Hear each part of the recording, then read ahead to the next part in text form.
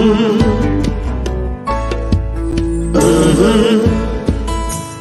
the game gets rough and this life just seems so tough, make we talk, my people, make we talk. When this town becomes an ugly place, don't let it erase the smile from your face. Make we talk, people, make we talk. Conversation is the key, a guiding light for you and me. Spark a talk and you will see. Conflict solver A to Z. World leaders master the art of self-defense just by talk.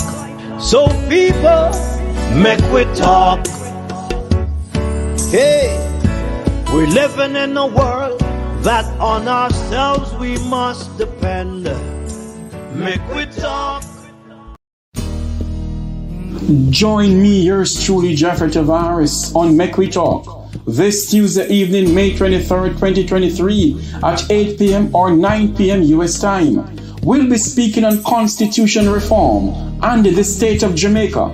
My special guests are Robin Jerry Small, talk show host and historian; Wilfred Rattigan, retired FBI agent, attorney at law and talk show host; Herb Nelson Jr., chairman of the Institute of Caribbean Studies in Washington, D.C.; Luke George Cook, human rights activist. We'll be live on the Make We Talk Jeffrey Tavares YouTube channel and JAMP Talk Vibes internet radio station. That's this Tuesday evening.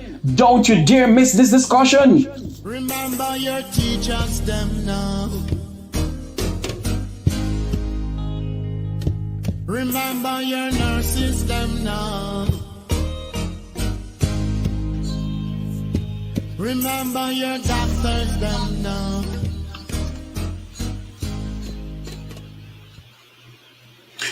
Good morning, everyone. Wherever you're listening and watching from around the world in the Eastern Caribbean, welcome to a special edition of Make We Talk, a Labor Day edition of Make We Talk. We're live on Jam Talk Vibes internet radio station. Thank all those over there who are listening to us from around the world. This morning, we're going to speak about the rollback of the Prime Minister's salary. I'm going to have with me this morning Executive Director of the Jamaica Accountability Meter Portal, Jeanette Calder.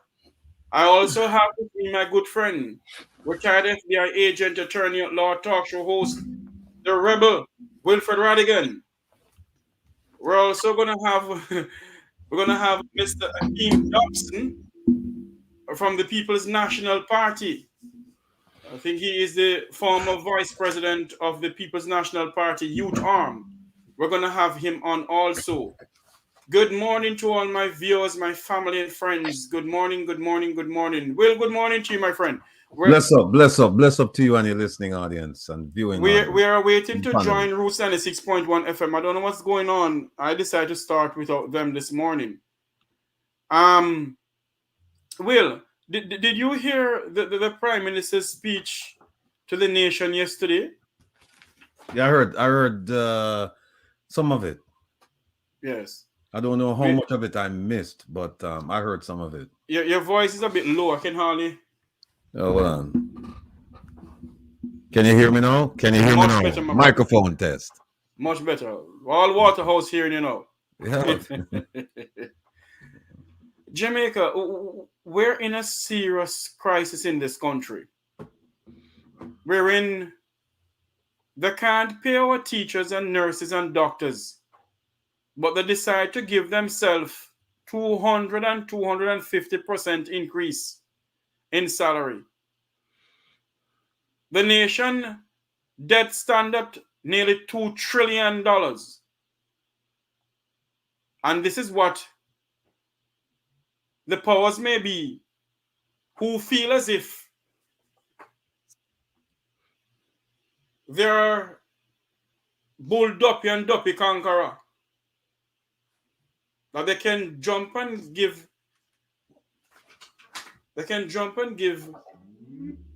wage increase.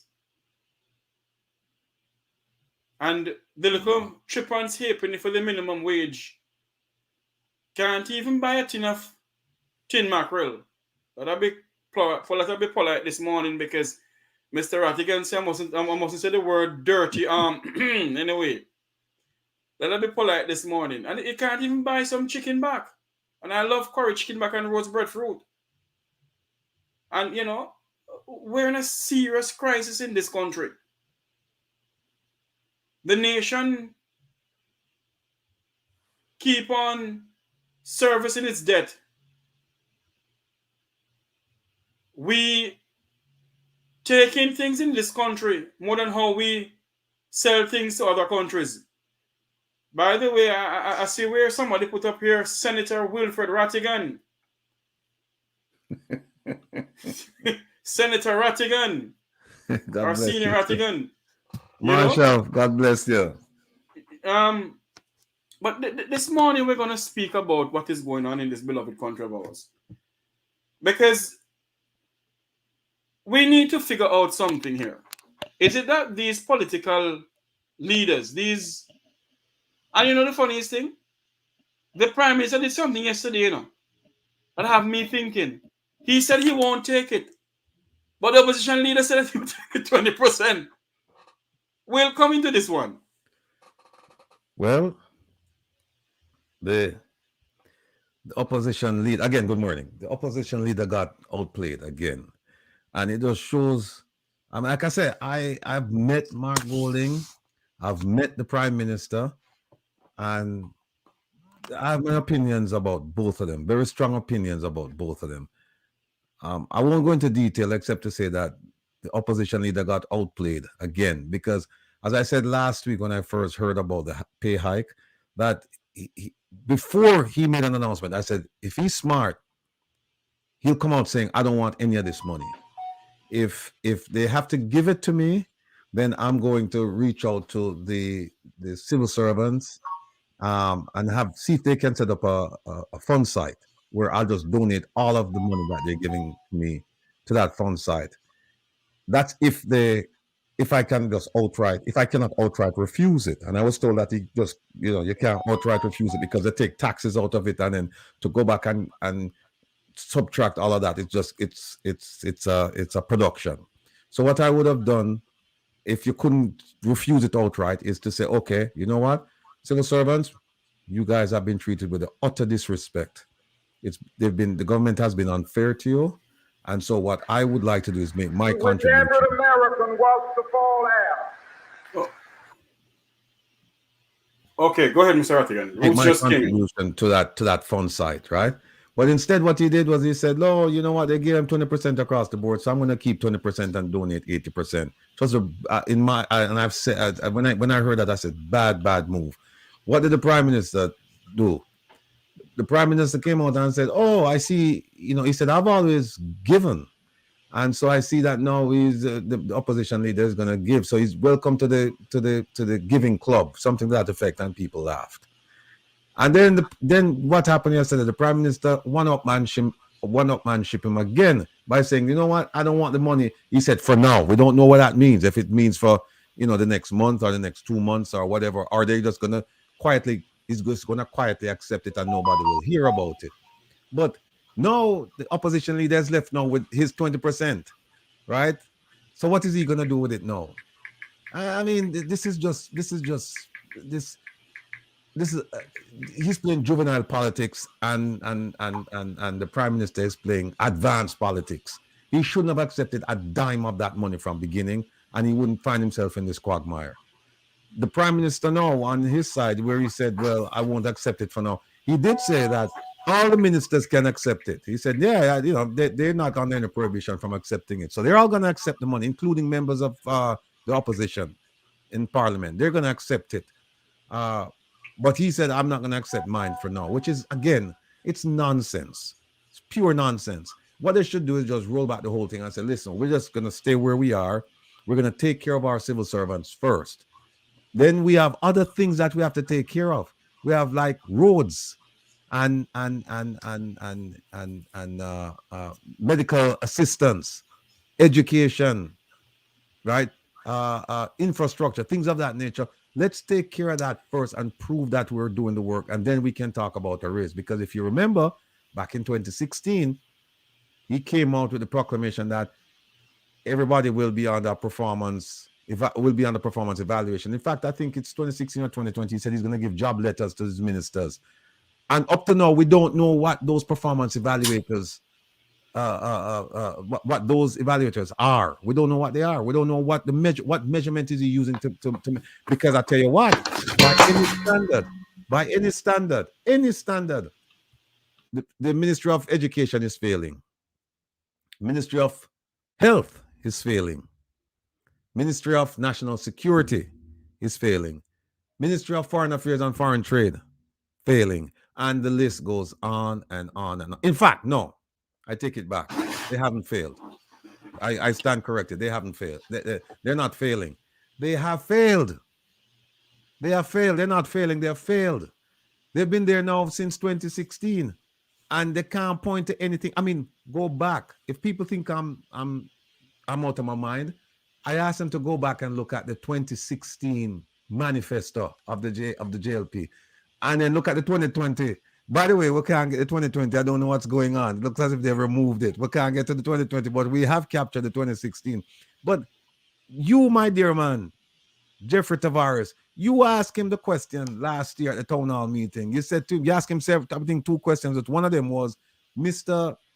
Prime Minister, you said, sir, in 2016 that you're going to have term limits for the job of Prime Minister. And you say you're going to do it within the first 100 days.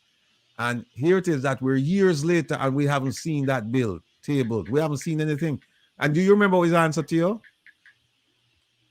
His answer was, that was in the 2016 manifesto, but it's not in the 2020 manifesto. Well, we went and we looked at the 2016 manifesto, at least the one that's online. Let me be clear, because they may have an expanded version of the one that's online.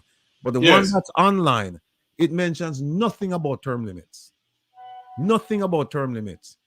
So the question is, this Prime Minister, he keeps his story. I don't want to call him a liar like some people. The story keeps evolving. It keeps changing. The word you must use is the word of the great senator, former Minister of National Security, KD Knight, who said he's pathologically mendacious. Right. Well, you're saying that he's an out-and-out liar. That's what you're saying. Yes, we can use that word. We can't say liar. It's a pathological. Yeah, well, mendacious mean lying. Yes. So, yes. Because he's pathologically mendacious. Pathological mean it's just like a part of you. It's like you can't help yourself. You're just a liar, you know. Because yesterday we really saw wherein apparently he was so angry yesterday that he's cleaning his throat and had to give him water to drink. Well, he was so angry about something yesterday that his speech to the people of Jamaica, you could see in his posture and the way how he was, you know, and the temper was boiling in him. Something is wrong with the Prime Minister. Is it that we in this country must accept whatever he gives to us and just take it and say nothing? We the people put you there. There's a part in the American Constitution that talk about we the people. We the people put you there. We the people can take you down anytime we feel like. This morning I have with me Akeem Dobson. I think he's a former VP of the youth arm of the People's National Party. Akeem, welcome to Make We Talk. Morning. How are you? Morning. I'm doing Rattigan. well. How are you doing, sir? Doing well, brother Akeem. How about you? I'm there. I go and try look and can make sense of what is happening. Well, like them say, every day above ground is a good day, you know. So not so sure. I don't confirm to it all. But yeah. Yeah. No, at the dope of them say that, you know. At the dope of them. Well, yeah, but glad to you clarify. Akeem, good morning. Yes. Welcome to Make We Talk on Route 96.1 FM and also on JAMP Talk Vibes internet radio station. We're live on that station too. We're live in I see we're in my producer is saying to me that we're live in in Zimbabwe, in South Africa, in Mozambique, in Tanzania, and other places where Jamaicans live. We're also live in the diaspora too. Akeem, what is your views on what is going on in Jamaica with this wage increase? So here is my thing. I believe, and I have no reservations when I say that an increase is due to the political directorate as it is to any other member of our society. What I don't appreciate, however, is the level of increase. You see, when you're in leadership, you have to be an understanding leader. You have to show empathy. You have to lead by example. And when you have taken a certain decision, if you understand that it is going to hurt people, you don't turn around and insult people and insult their levels of reasoning, their cognitive capabilities, them level of intelligence in a the most simplest of way. What we saw was the Prime Minister getting 300%, and just about all members of the political directorate between 2021 and 2024 April 1 will get approximately 300% increase right across the board. If you should calculate the figures. Now, when the announcement was made, Tuesday, I think it was Thursday, the Prime Minister said people have a schizophrenic approach when it comes on to politicians. You have to pay, you get what you pay for. And for me, I am saying, okay, now we understand why the nurses sometimes have a hostile behavior because you're really getting what you pay for. You're not paying them anything. They have student loans, they have bills, they maybe have a car note to sustain, among other bread and butter issues. So I understand the way how they react. Why? We are get what we are paid for. Now, when you look, give me a minute here. When you look on, just give me a minute. When you look on what is happening with our education system, when you look on what is happening, you can also say we're getting what we pay for because we have systematic propagation and such, and with all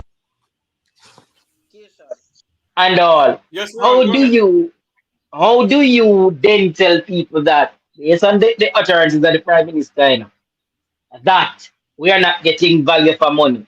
Teachers are looking to run. We have children graduating without CXCs, graduating without basic reading and writing skills. You have children at a high school in Kingston, Holy Trinity, and I can call it in because it was actually out in the public domain that they are reading at grade 4 level. But then from a political standpoint, the political schizophrenia that Jamaica suffer from, you have some JLP supporters I see now saying, you have fitness the graduates and then this and what you have to pay a teacher for. Based on what the Prime Minister has said, all of our Prime Ministers, it means that the teachers are actually giving you value for money. They are giving you value for money. And that is why we can get that level of result that we're getting out of the education system. The Prime Minister went as far as to say that he should be having this conversation in the public domain. This is reserved for a selected few to have in a selected environment. In other words, in can go Pegasus, AC, Marriott, along with others, do what they want, say what they want, and nothing comes of it. That cannot be the way that we look to run the business that is called Jamaica. Yesterday, again, the Prime Minister in his press conference said that if they were supposed to pay members of parliament based on what the study would have revealed, you would have gotten something where you'll be getting more than the 300%. In other words, they must say, "When I look in our conscience, we have why we do this." We see a case where Robert Morgan, no, not Robert, Nestor Morgan, whatever his name is, I think it's Robert Nestor Morgan, I'm Yes. not sure, has said that the salaries that were paid over and agreed on can't be rolled back, cannot be rolled back. But now you see, so what in essence what he was saying was that whether or not they want to take it, it can't be rolled back. But You yesterday the know, prime minister came out to say, "Oh, I will be foregoing mine," which means but you know something, Akeem Dobson, and I'm going to ask Wilfred Rattigan to step into this now. Well, I asked a question yesterday. I asked the question. I asked the question yesterday on a meeting that we had. Is it that the just give me prime a minute, minister? Jeffrey. I'll be back shortly. Sure. Is it that the salary increase was in the 23 budget to 24 budget, the $1 trillion budget? Well, it's my understanding that it either was or is, or there was a budget amendment made for the pay hike. Well, I think there is something wrong with your volume, Will. Can you turn the mic up a little bit? The mic almost buck, man. Yeah, you can hear it better now. Hold on there. Hold on there. I know I'm getting young and the hearing going in, but I can. Mic test. Yes, better now. Okay. Almost bucket. Anyway, the understanding is that the pay hike is in the recently passed budget, or if it's not, then there must have been an amendment to the budget. I don't recall anyone saying that they've seen a budget amendment. So therefore, it stands. I think it's safe to say it's in the budget. And if if it's in the budget, shame on the opposition for not seeing this back then. What that tells me is that they didn't read through the budget, and somebody should have. But what is your views on the whole idea of the PM saying that he won't take it, but the opposition leader said that he will take whatever present? That's what I'm saying. He got outplayed. The opposition leader got outplayed. This is just my personal opinion. I speak for myself only. I just think he got outplayed. Like I said last week, I said if he's smart, and I think he is, but people are smart in different ways. Is that you don't take that money, you don't take it at all. You have nothing to do with that money. But then when he went out and said, "I'll take the 20% across that everybody else is getting across the board." No, look at what's happening now. He's left with that bag now because the prime minister said, "You know what? I won't take any of it. I'll hold off for now." Whatever that means. Next week, next month, next year. But no, he has that 20% in his hand. No, what is he going to do with it? Is he still going to say, "I'm going to go ahead and take the 20%? Or is he going to say, "You know what? Since the prime minister says I'm in the giving club, and we're both in it, and now that he's decided not to take any of it, I'll join him. I won't." That's the only way out. He has to join him. He can't hold on to that 20% and think that he's going to escape criticism. Cannot. So the prime minister said that he's going to not take it. The opposition leader said that he's going to take 20%. But the members of parliament and the ministers don't come and say they won't do it. Also, the opposition members of parliament. Correct. So is it that the two political parties has leaders who their followers don't respect them? It would look like there is no leadership here, because the way I see it as a leader, the people you're leading, they're supposed to follow your lead, right? And what that means is that if I say I'm not taking it, despite the fact that people are saying that they want to take it, well, first thing is that we have a meeting. And I just tell them my position that, listen, I am not taking this money, and therefore I'm going to insist that nobody should, in the interest of making sure that the public sector is taken care of.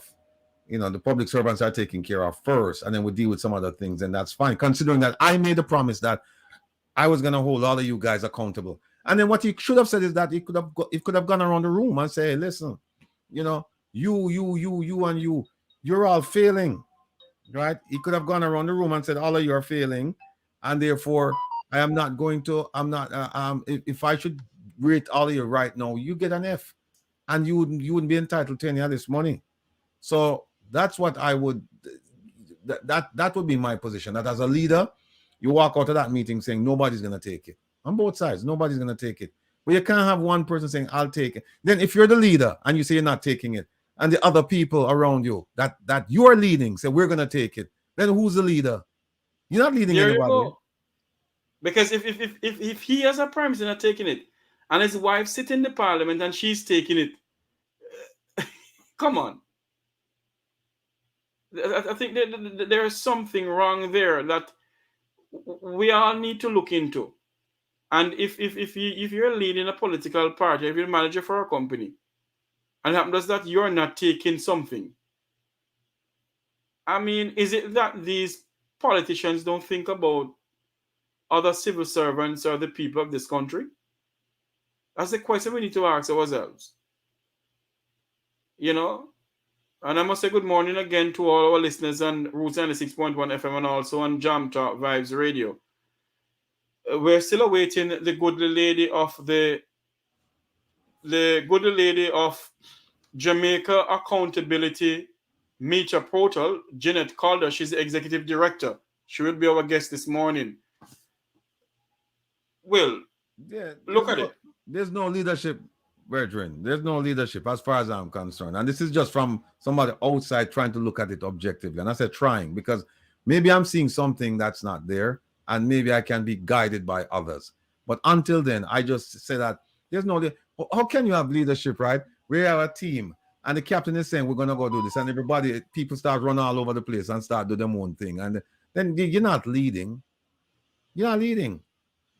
Yes. You know, and by the way, this is after they had their cabinet meeting, you know.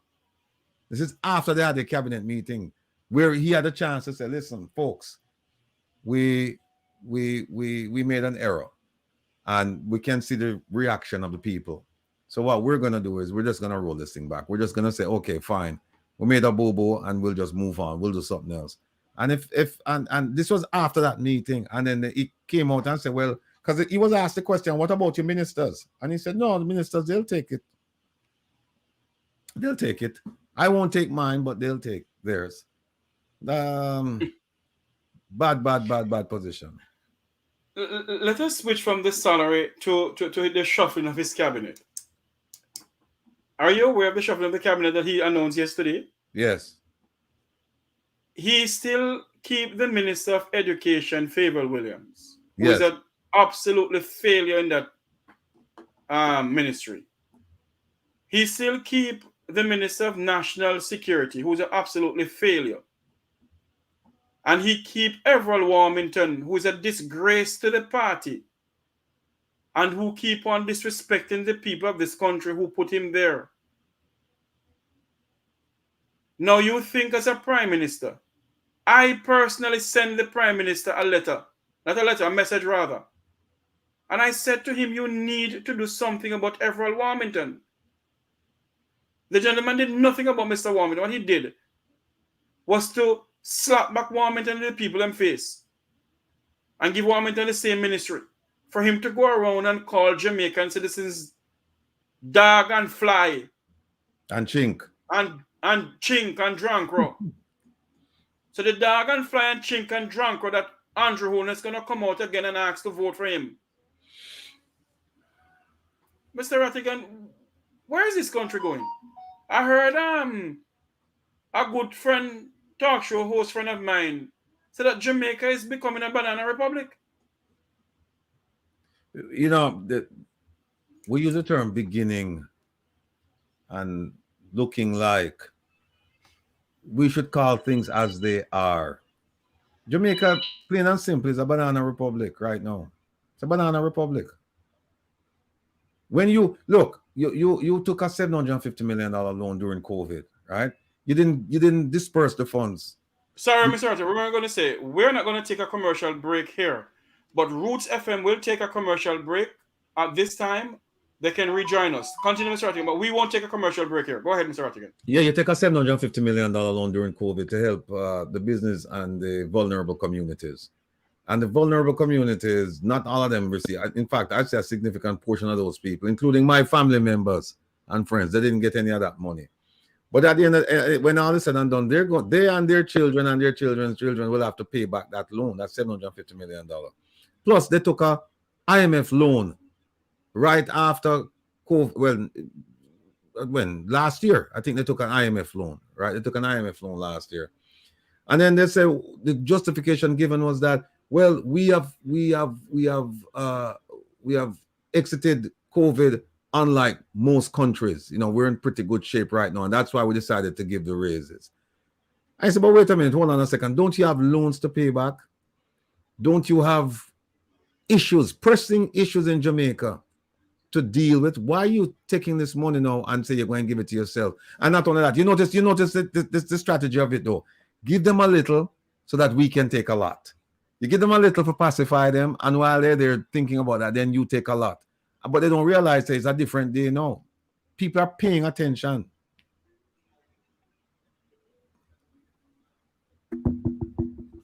Sorry, not only that, Mr. Rattigan. During the virus, the coronavirus, the United Kingdom gave Jamaica a $1 billion gift. If my memory serves me correctly. And not only that, they got some grants from the European Union, loans from the IMF, grants from the IDB. No, they don't. They got a loan from IMF, IDB, and World Bank. Right. That was the one that totaled approximately $750 million US. Plus, they got gifts in cash and kind from China, Germany. America, all over the place, and yet still you have the roads in the condition that they're in right now. Yet still you have the medical sector, the health sector, the way it is right now. You have the education sector, you have the housing sector, you have this, you have that, and then all I said to people, go back before them take it offline. Go back and look at the 2016 manifesto. And you'll see things there that will just shock you. Like, for example, you know what? Let me pull it up. For example, in the 2016 manifesto, they talk about. Okay, here we go. See that? Then cut it off for me, Jeffrey. You're kidding me. Hold on, this is up now. Akeem, welcome back. Yeah, sorry about that. I had a bit of technicalities to sort it. All right. Mr. Rattigan, you found it, Ratty? Eh? You found it? Go ahead, man. Go ahead. It come up. All right, here's one. This is 2016, It's we will fix Jamaica's water infrastructure. We will make strategic capital investments in water. Jamaica is not short of water. This government is talking about the PNP at the time. This government does not know how to manage it. The investment in water will reduce the impact of drought on the economy and will also boost agriculture and housing construction. And we still have problems with water right now. There was after finding something else. There's something else they said about water that they're gonna build micro dams, and they're gonna build ponds, and they're gonna build this, and they're gonna build that. And then somebody asked, well, oh, here it is. Hold on one second. I must say welcome back to our listeners on Roots 96.1 FM. This is Make We Talk. We're speaking to Wilfred Rattigan, retired FBI agent. My good friend Akeem Dobson, former VP, youth arm of the People's National Party. We're waiting the goodly lady from the Jamaica Accountability Meter Portal, Executive Director Jeanette Calder. She will be coming on to speak some more about the Prime Minister's salary, and some of them taking and some not taking. What a banger in this country. Wilfred Rattigan, go ahead. Yeah, I saw it recently. I'm trying to find it now where they talk about water. Here it is. It says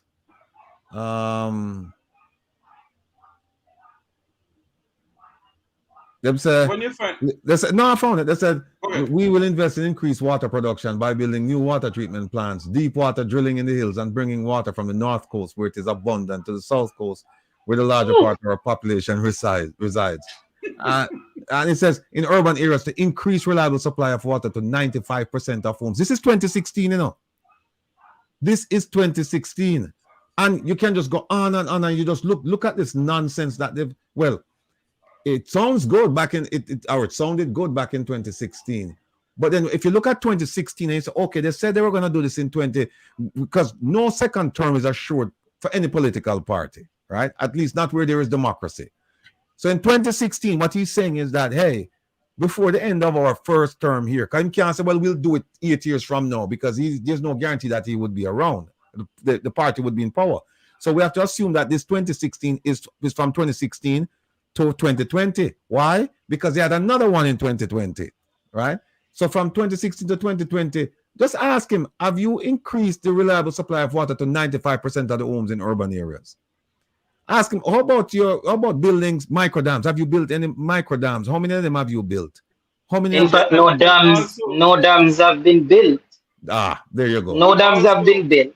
And gentlemen, also, we need to listen to this because he promised the people of this country this. The time to change the system to a fixed election date is now. The time to change the system to a fixed election date is now. Within the time to fix the system is what? Fixed election date. No, right? Yes. Something like that. Right. Let me finish playing it. All right. the time to change the system to a fixed election date is now. The time to change the system to a fixed election date is now.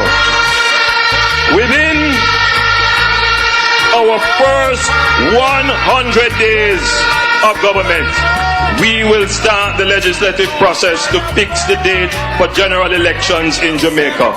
This will bring greater certainty to the political process. And by the way, the date will be a date after the budget and not before.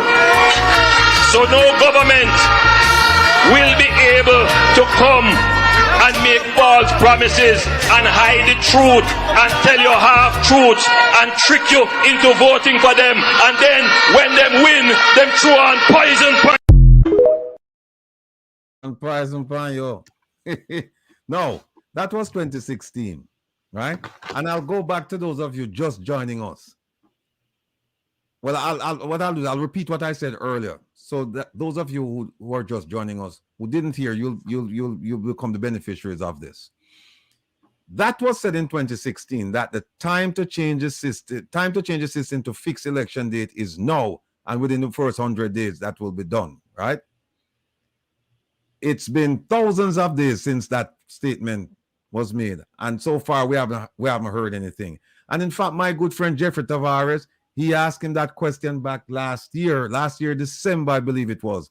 When yes, at the town hall meeting in Washington, D.C. Exactly. And you asked him about it, and he said, when you ask him, well, why is it that we haven't seen this fixed date for, no, you ask him term limits. Term limits, it was term limits. It wasn't fixed election date, it was term limits. Stand corrected. But it's the same promise. He said the term limits, they'll do it within 100 days. Mm-hmm. And when you ask him, he said, well, it was in the 2016 budget. I'm sorry, it was in the 2016 manifesto. But it's not, it was in the 2020 manifesto.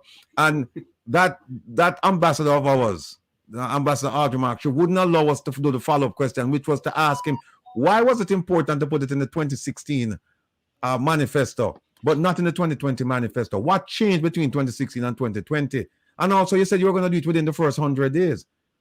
Why wasn't it done within the first year, or the second year, or the third year? You know, are you serious? But here's the thing. The thing is, when we go back and we look through the manifesto, and the manifesto, this manifesto I'm looking at here, it's How many pages? This manifesto is hold on 1 second. This manifesto is about 70 pages. Oh, this manifesto is 46 pages. And we don't see anything inside here about term limits or fixed election date. It's not in here.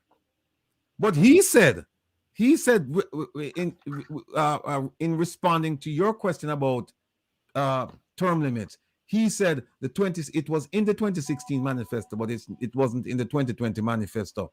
Now, unless I missed it, I don't see it in this 46-page manifesto. So if it's not here, and if this is the manifesto, if this is not a summary of the manifesto, if this is the manifesto itself, and it's not here, then he lied.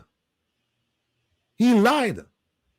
No, when you say it's pathologically mendacious, then yes, he has expressed mendacity when he said that it was in the manifesto, because that's the reason he gave why it wasn't done. He said, oh, it was in the 2016, but it's not in the 2020. Well, it wasn't in the 2016. And this is what he must do now. You, Prime Minister, should pack your bags and go. Mr. Chairman. Mr. Chairman. All right, Mr. Small. Oh, boy. On a very serious note, Ratty, this country is in a serious problem. Jeffrey, every day I get phone calls. Even this morning, I get phone calls. Not calls from people. Weeping, bemoaning, wailing, crying for Jamaica. And I'm talking about phone calls from Jamaica and phone calls from outside Jamaica. From Jamaicans. Crying, saying, look at what our country has gone to. How can we do? No, this is a case where we need to take the country back, where people are saying, in America, they say take the country back, and say from what? Well, here we can point and say from that. When people say from what? From that. And they have this thing going around. We have to reignite a nation. Be careful of that word. Yeah, bundong. You have to go bundong the nation. Be careful of that word. They're the one who started it, not we. Right. Not we reignited. People. Yeah. They are the one who started about reignite a nation. Words mean something, my friend. Words mean something. Words mean something. You just don't say words willy-nilly, especially at that level. You just don't use words idly. You use words carefully. Right? And I mean, the thing about it is that we always say, our friend who, when him tell we lies, we used to laugh, because we say all you have to do is pick up the phone call and call somebody and you expose him right away. It's just like this Prime Minister. Him tell so many tales that all you need to do is just Google. Ratty, listen to me. You're being too diplomat, man. The man is a blatant liar. Yeah, the man. All you need to do is with some of the stuff that he said. You just go back and the proof is not even about what somebody said he said. The proof is about what he said. The words are coming from his mouth. They are, if they're written, they're coming from a government document that he's in charge of. He's in charge of the government. So I don't know. Well, actually, I do know. Mr. Rattigan, as I spoke to you on the phone earlier on, give me about 5 minutes, I'll be back. Okay. So where are the guests? I don't see them. No, I don't see any of the guests as yet. But I'm going to make a call. I'm going to call Miss Jeanette Calder. So just continue for me. Yeah. Please. Yes, folks. I mean, we're in a dire situation. It's gone from bad to worse. It's not getting from bad to worse. It's gone from bad to worse. I mean, it's just scandal after scandal after scandal. And the government knows no shame. Doesn't know shame at all. Because things just continue. And they just move on like business as usual. They just move on and without any care. And the stories, they come, they go, and people don't follow up. I don't know why the media in Jamaica has been seemingly apathetic, but they don't seem to stay on top of the issues. They're just chasing sometimes the shiny objects. They're just chasing red herrings. They're just chasing stories. Sometimes they're chasing good stories, but you cannot forget about the stories that happened yesterday and the day before and last week. You cannot forget about those stories. And that's what the government is counting on, because it's a tried and proven tactic, which is that just give them another story and they'll forget about the one that's pressing right now. And that's what's going on. People just don't seem to have the focus, the attention, the drive, the energy to just keep on top of the story. They just keep running after stories, and they leave the ones that should be addressed. They just get swept under the rug. I mean, this idea about the Prime Minister's proposal for a wage increase. Actually, it was proposed by the Minister of Finance, but that couldn't have been done without the Prime Minister's approval. It just shows how public officials, how they conduct themselves with no care for the working class, no care for poor people. And I say that because if you look at, if you think about it,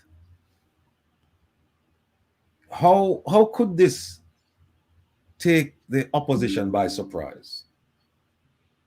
How could this take the opposition by surprise? How could they not know that this thing was looming?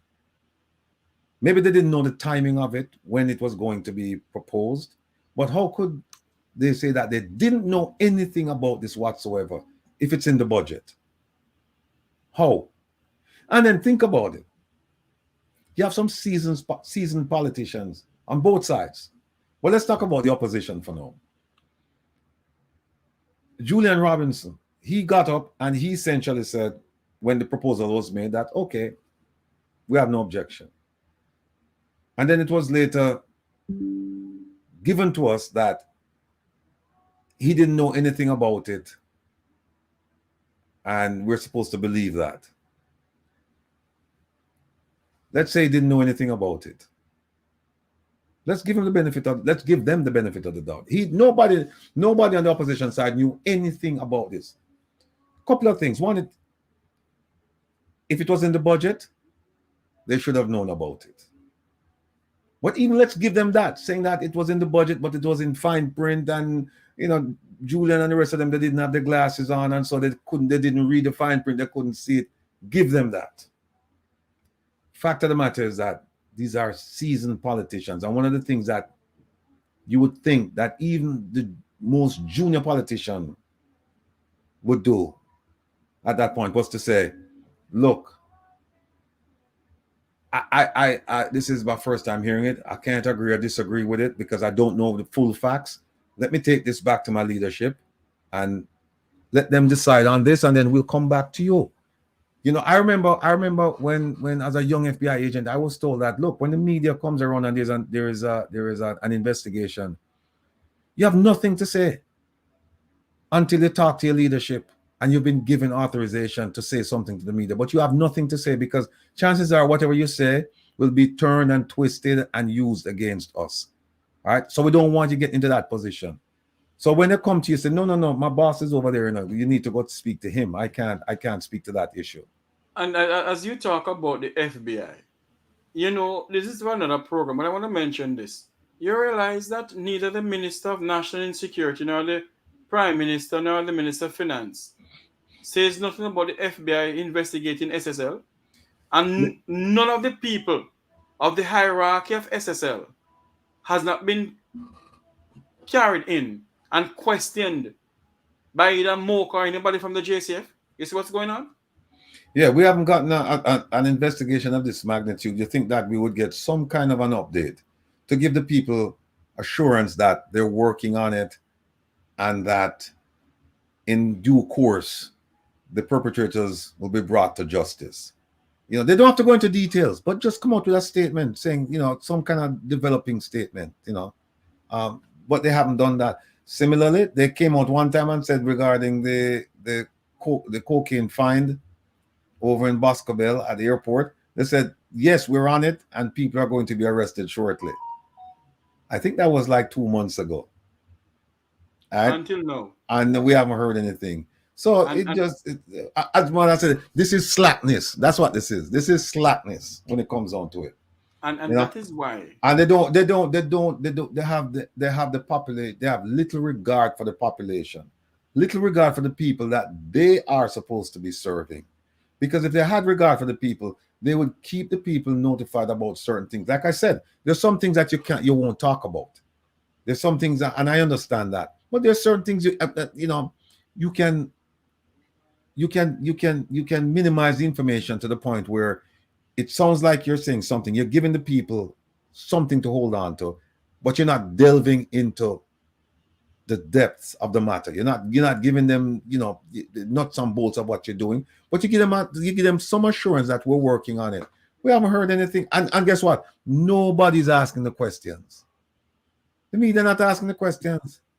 So that's why these politicians, they feel safe and secure in the idea that we don't have to worry about them, because them give them, you know why? Because them give them the shiny object. Them give them the shiny object and them just run down the shiny object, and the issue is right here. Right here.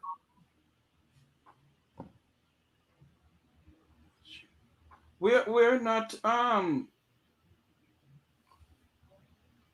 we're not drifting from the fact. I must say good morning to my good friend, our good friend, and good morning to his wife, Sir Herb Nelson Jr. Good morning to you, Sir Herb, and your lovely wife, sir. I hope she's feeling a bit better.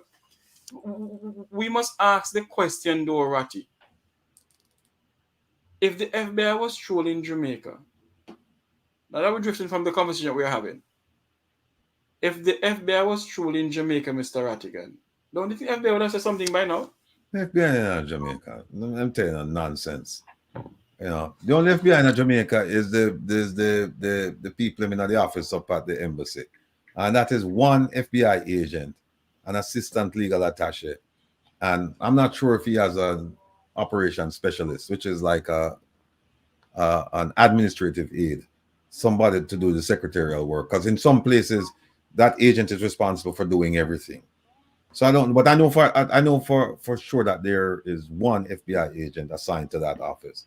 When I'm telling about, get the idea that the FBI is here and the FBI is doing this and the FBI is nonsense.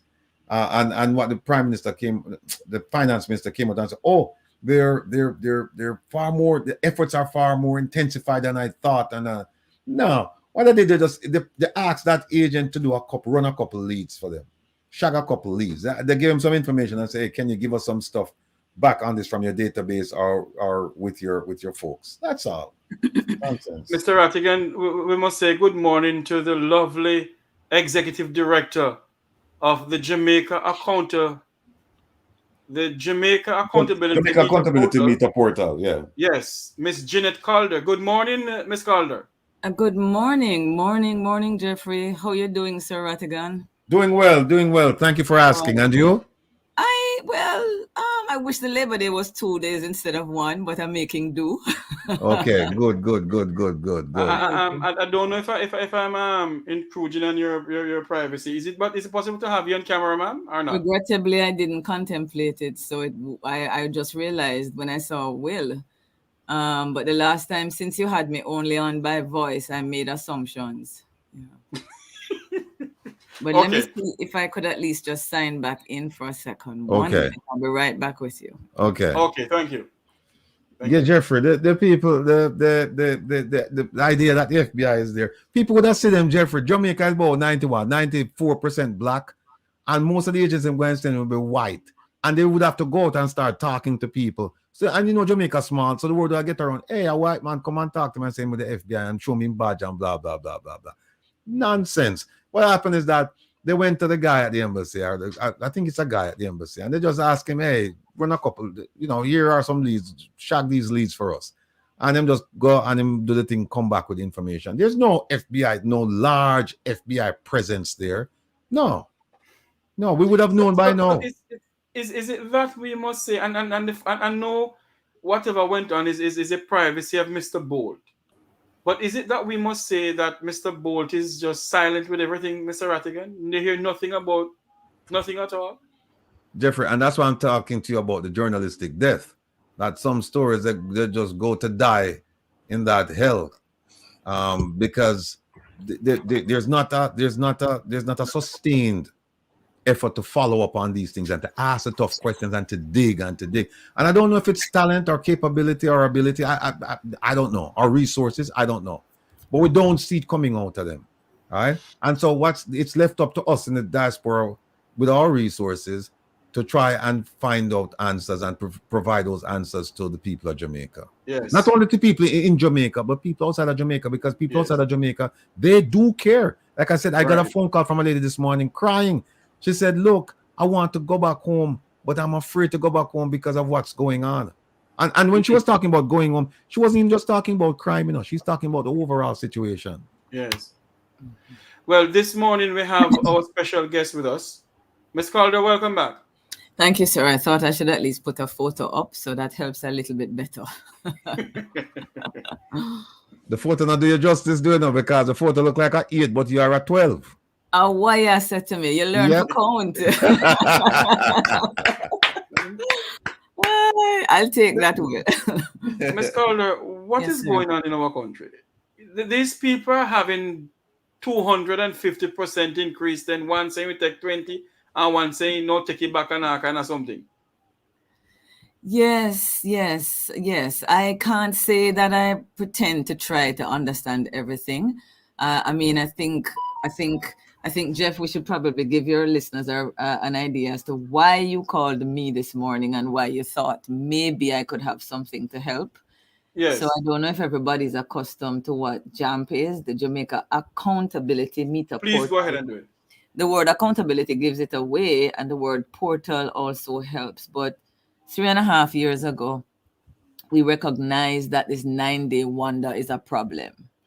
And so we thought as citizens, is there any way in which because we know we have a part to play, I tell everybody, say, when I point at an MP and complain, 3 fingers pointing back. You remember when your mother used to say that if you point 3 fingers pointing back at you, the 3 fingers to me represents you are an owner of this country, you are the financier of the machinery called government and parliament, and you are the employer for all of them in that house. Those are 3 big things, Jeff.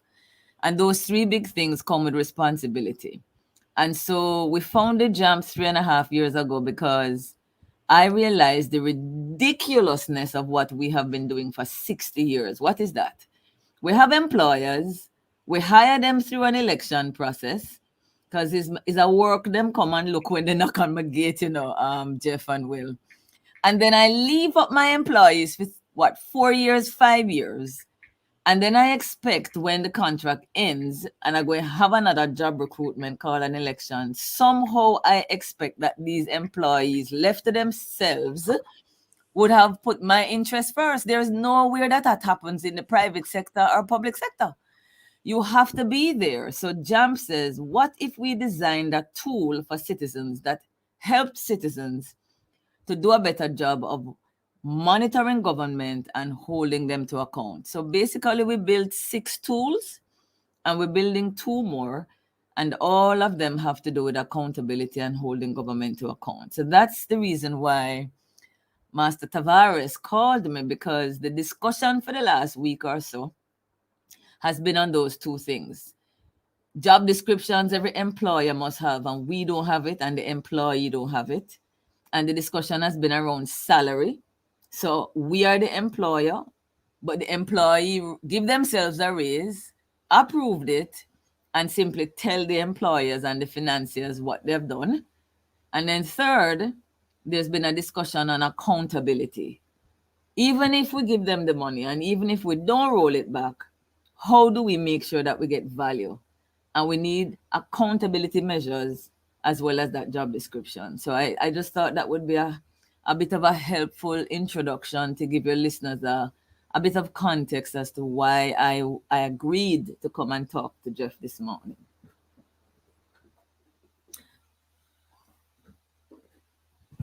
But how that sound to you, Sir Rattigan? Like a reasonable approach and some reasonable thoughts around why this thing can't work unless citizens engage?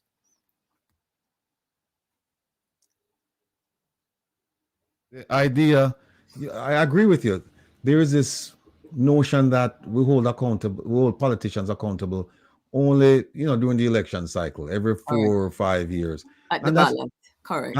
And that's absolutely not true. We can do. There are lots of things we can do during that period between between the time they're elected and the time they come up for re-election. There are lots of things we can do, but people just and I find that a lot of our people, they're not paying attention, and some of it is because I think it's media based, because the media feeds them whatever it wants to feed them, and then they just devour that, and that's it, without even thinking for themselves. And the idea, critical thinking is lacking in some quarters. I won't say I won't comment on whether it's a massive problem or not, but it's just that the people that I've talked to, a lot of them, I find that they're not critical thinkers. They're like trained seals, and so they know how to balance the ball, and that's it. Nothing else. Yeah. Well, I think. Go ahead. Sorry. And so and then also I see that our elected officials, some of them, they don't have the required skills to understand what's going on. I wish some of them would come to you, the professional you are, and say, Jeanette, listen, I'm faced with this problem, and even though I have advisors, I'm going to leave them aside. Tell me, what do you think about this? And the reason I mentioned that to you is this. I said last week when I first heard the news, I said that the Minister of Opposition should not take a dime of this money. The opposition itself shouldn't take a dime of this money. Then I found out that he said, okay, I'm taking the money, but I'm going to give 80% away to charity. And then the Prime Minister came on and said, oh, he's in the giving business. I'm in the giving business too. Ha, ha, ha, ha, ha. Now the Prime Minister says, you know what? I don't want my money for now. And so now the opposition leaders left holding that 20% bag. And what is he going to do with it? What do you think he should do with it? Me?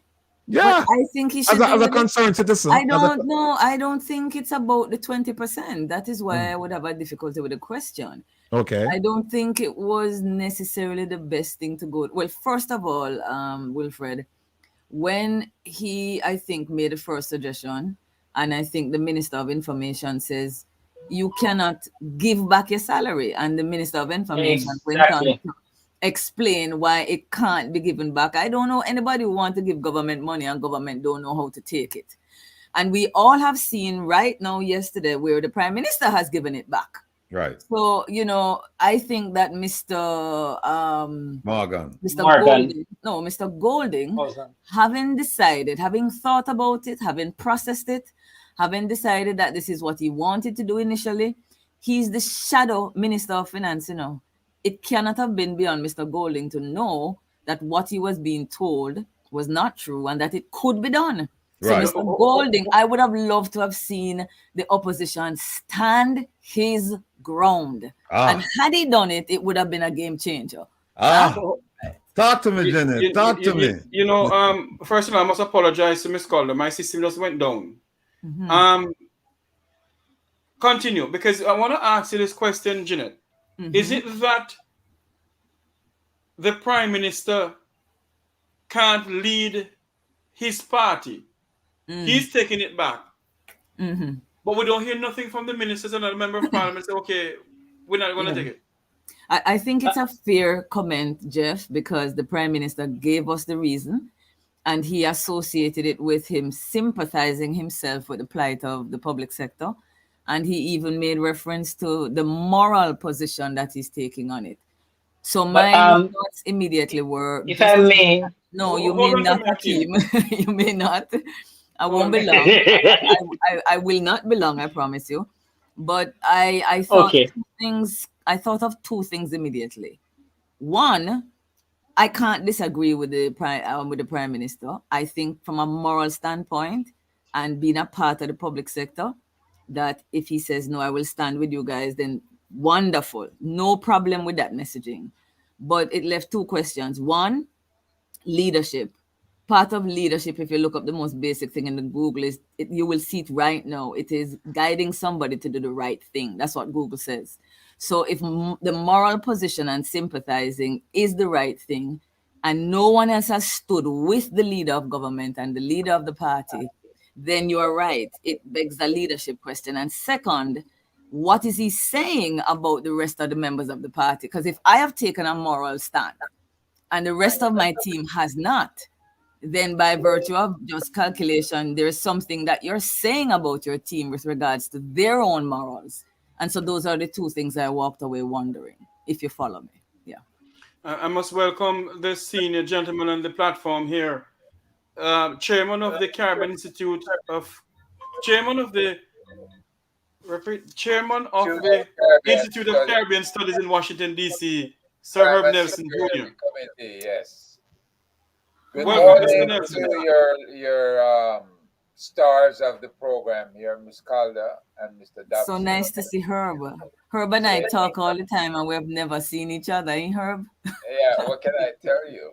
I'm telling you. Yeah, of course, when Mr. Rattigan mentioned you were an 8, and I had to come on to say for myself. Oh, well, and you can't even see me I'm in the house. disappointed because I'll have the picture. I'll make it up to you. Good to see you, though. Ratty, unmute your mic, Ratty. Unmute. Yeah. You know what they say? That picture's worth 1,000 words, so you can start writing. Oh, okay. All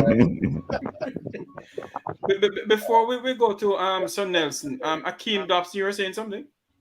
Right. To Ms. Calder, I think at least one member of parliament, from what I've seen, would have responded to the increase. Dr. Michelle Charles on her Twitter page made a post to say, take my 2 phones, my 3 email addresses for a week, take the calls at 4:30 in the morning or 2:30, something like that, and then you can write my job description. And she went on to say, and walk with no money to give out. And for me, I am saying that as a member of parliament, if you want to say the mass increase that you have gotten is justified, you could have taken the approach in your wisdom of explaining to say the challenges are wide and varied. And yes, it may seem as though it is exorbitant, but these are some of the things that we go through that this will help us to cushion. One of the questions I ask myself, is the intent of the level of increase, because here is what is going to happen now. More disposable income at the behest of the member of parliament, they are now going to be able to maybe feed the ground more. And it doesn't matter which side you're on. You're able to now give more people a $5,000 or so. There are greater challenges that we need to tackle that can guarantee members of parliament a rising salary in the future, and other Jamaicans too. And I don't believe that as a country, we are willing to take those decisions as yet. We have to be willing to challenge the education system that we have, which is really not working in the interest of most Jamaicans. Most of my conversation will be around education, because we say that education is the passport to the future. Then you have to fix it to tailor to meet the needs of your people, your democracy, and your economy on a whole, to make you very much competitive. And we have not taken steps to do those things. The Prime Minister indicated you pay for what you get what you pay for. And like I said, if you get what you pay for, we can understand why our country runs the way how it is run.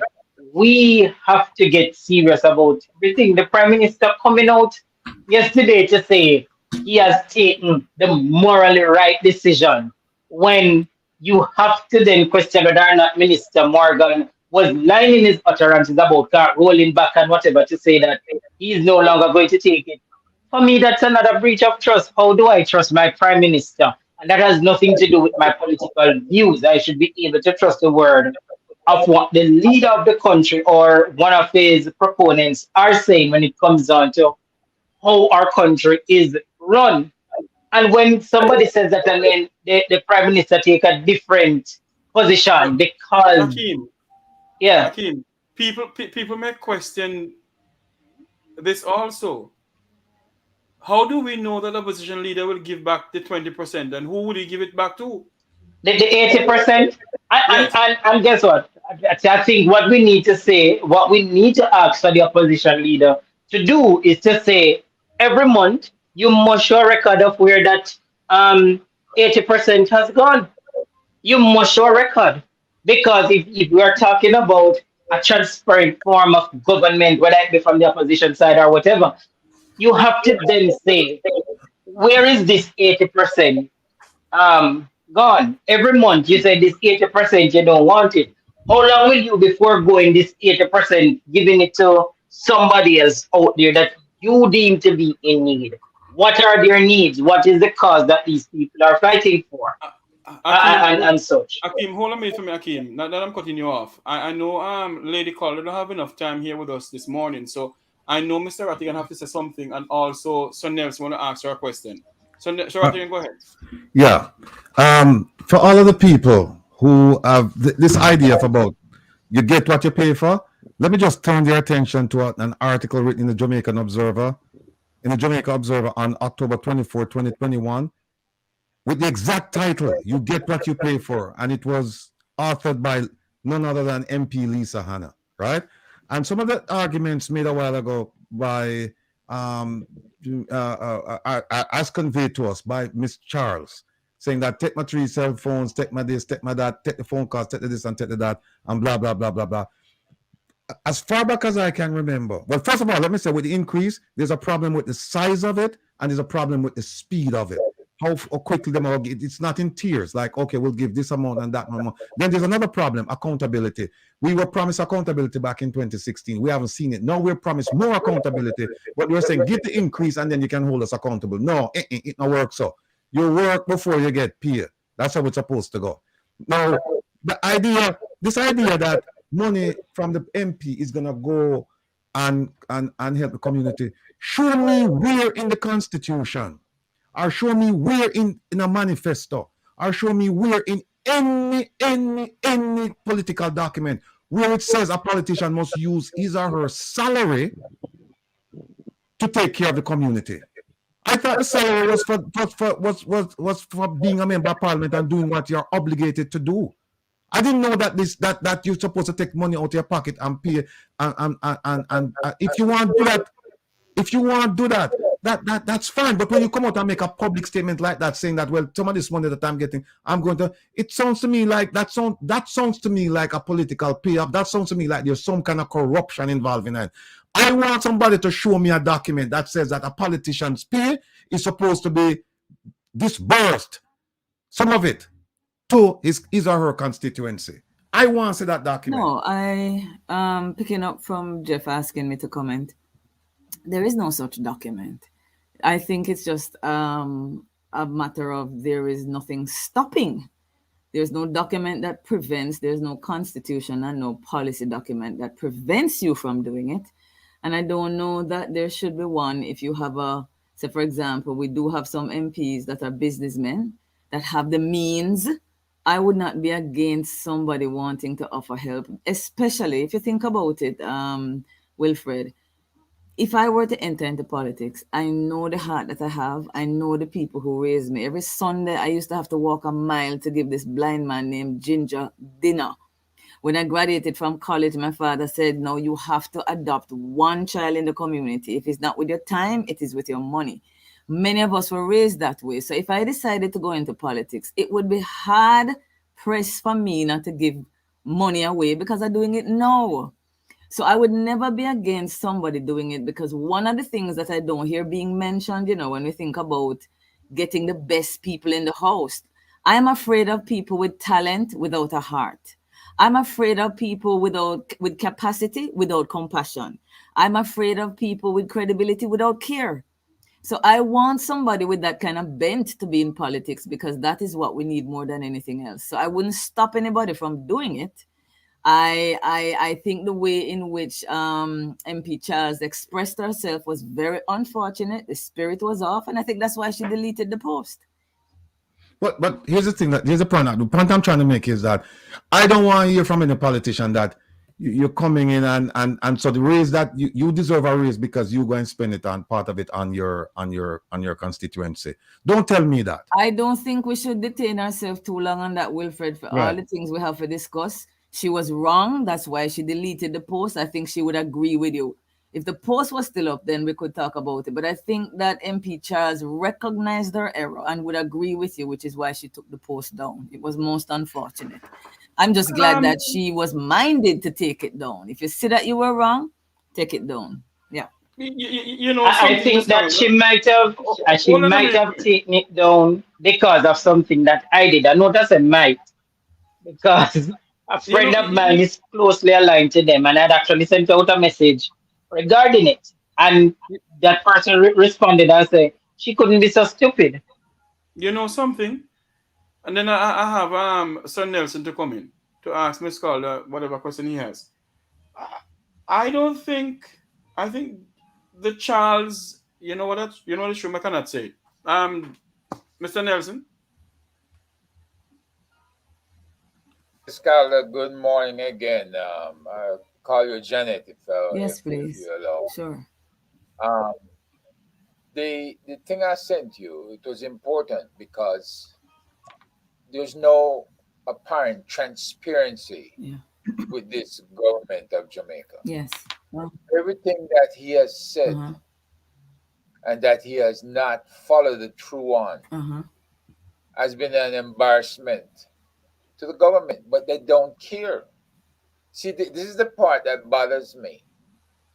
Promises, promises, promises. Break them, break them, break them. And then they don't care because they're not going anywhere. Nobody's doing anything to them. Nobody's suing them. Nobody's calling them out. Right?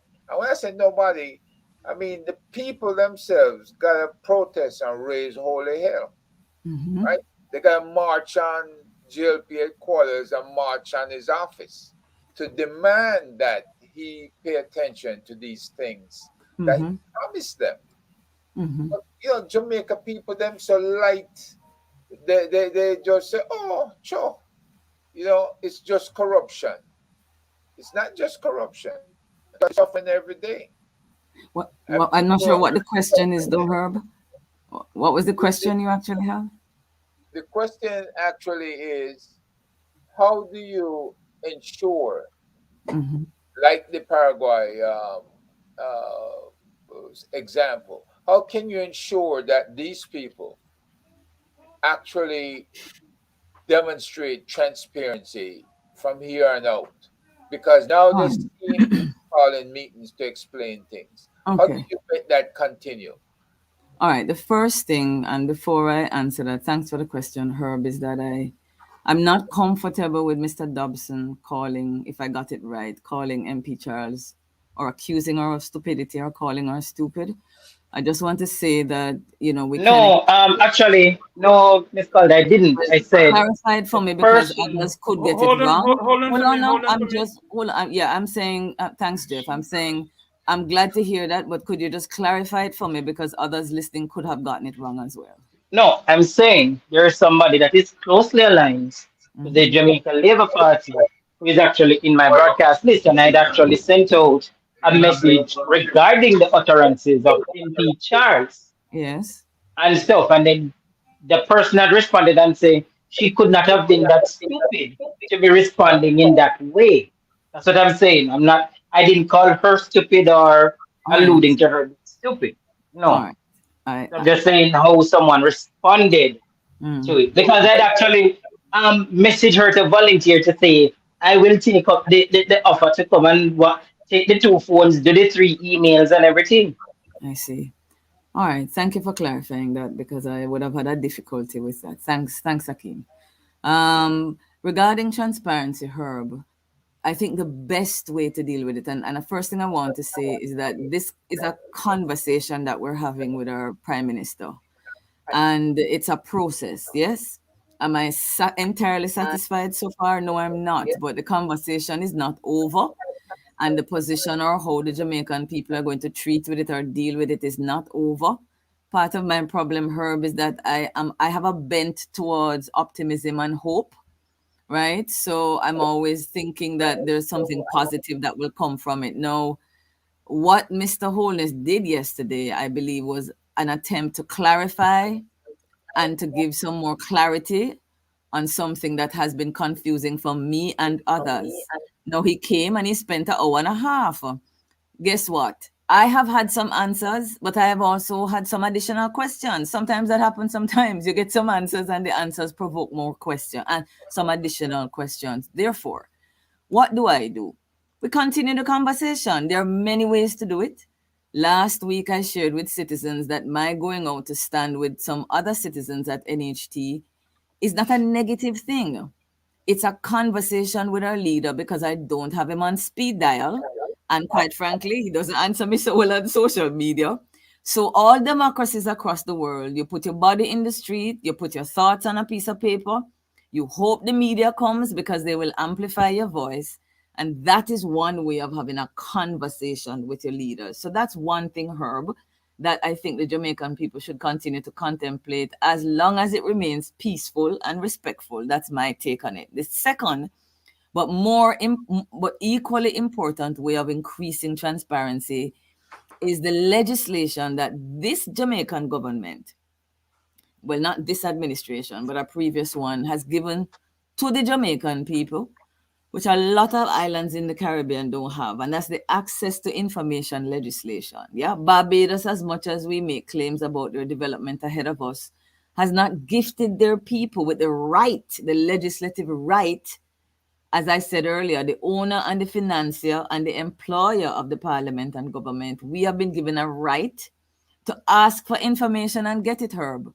So for 3.5 years, we have built a portal with 6 tools that generate a lot of information for citizens about what? Things that we call scandal. JAMP tracks it and tell us what are the updates on it until what? It's fixed. That's our job as citizens. How do I do that? The legislation that says I am to access information with few exemptions. If you ask most Jamaicans, Herb, if they know about this legislation, they tell you no. If you ask them how many of you have questions, almost everybody has. So what JAMP is trying to do is to fill the knowledge gap, teach people how to be empowered through this legislation. How does it help transparency? Well, whatever you want to know, you ask the government and you call the act. What do? A simple, quick example, Jeff, before I hand back over to you. Something goes wrong in government and the media carries it. And as much as Wilfred is right, the media need to, shape up. They still give us enough for us to act on.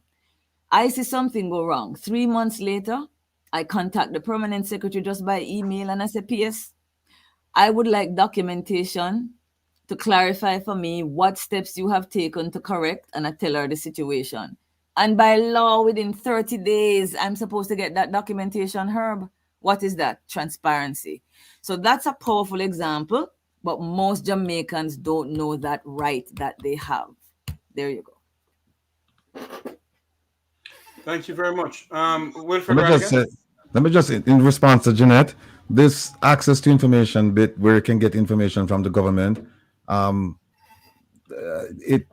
law is not foolproof. Yes, it's not. Yeah, they're not following it because I've waited for more than 130 days to get even an acknowledgement, and then they tell me that, we never got the email. And then when I look at the email address for them and the email address where I sent it, it's the same email address, right? Yes. And then they come up with all. But you're right. You're absolutely correct that this is a powerful piece of legislation that Jamaicans should use. And I tell you what, Jeanette. And I know that you're not available on Saturdays, but one of the things that I did, I reached out to Mr. Damian Cox and I asked him, I said to him, listen, people in the diaspora, because the beauty about this piece of legislation is that anyone, you don't have to be a Jamaican. Exactly. Government. Yeah, anyone from anywhere in the world, right? Yes. Unlike Canada, for example, where I think you have to be a citizen or a resident, right? Exactly. So I asked him, I said, listen, would you be good enough to come on the program and just explain to people how to go about accessing this information, what are the shortcomings, how to fill out the form properly, all of these things. And you know what he said to me? He said, well, I'd have to he said, I am the person who would do that kind of presentation, but I would have to ask my principals. And it's been 2 weeks now. And and I said, you know what I said to him, Jeanette, just before you come in, you know what I said to him? I said to him, listen, he said, I'll have to ask them. I said, no. Don't ask them verbally. I am going to send you a written request because I want to make a record of it, which I did. It's been 2 weeks now. I haven't heard from him. All right. So, Wilfred, we have to find a way because you're going to find roadblocks. Just to give you some idea, we have sent out 411 approximately. I think it's a little more than that by now. But of that 411, 78% we have gotten responses. So is Wilfred right? Yes, some people going through roadblocks. But if I can get almost 80% of my answers, then we go for the ones that we can and ones that we can't. We either persist or we continue with the ones that we could. My position is that I'm not going to stop because I've encountered a difficulty with some. There are some ministries, Wilfred, me still a try and me can't get nothing. So you are right. But I have gotten what? Almost 80% from the entire government. Now, I'm happy to say to Wilfred and the rest of the gang here and anybody listening in, JAMP has designed a tool which wasn't around when I think Wilfred was starting his process. But we have decided that we have to make it easier, Wilfred. So if you go to JAMP's website, www.jampja.org, whether you're foreign or home, usually, I'm sure Wilfred had to hunt down the email for the person he needed, and him not know exactly where in government this person is or who them is and them name and email. JAMP said, don't worry about that. If you come to our website, click on the access to information tool request. You just need to know which entity. You select the entity now, Wilfred. Put in your request on your email. Hit send. A copy goes to you. A copy goes to them. When both of you get it, you now know each other and you can continue the process without JAMP. Sound simpler? Yes.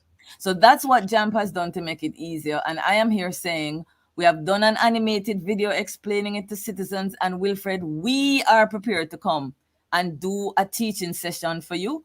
You don't have to worry about the ATI unit. And as citizens who have been doing it, I bet we can share some experiences that Mr. Cox can't, because we are the users of the system more than the provider. So we're here anytime you need to. Yeah. Jeanette, I tell you what, can I reach out to you afterwards and you just provide me with the name of a person and the contact details so I can have them on this Saturday or the following Saturday? A name? Oh, you mean outside of me since I can't make it, right? Correct. No problem. Okay. Let me ask this question. Let me ask a general question to everyone on the panel here. We're having constitutional reform in this country. Yeah. I hope you all can understand the question I'm going to ask. If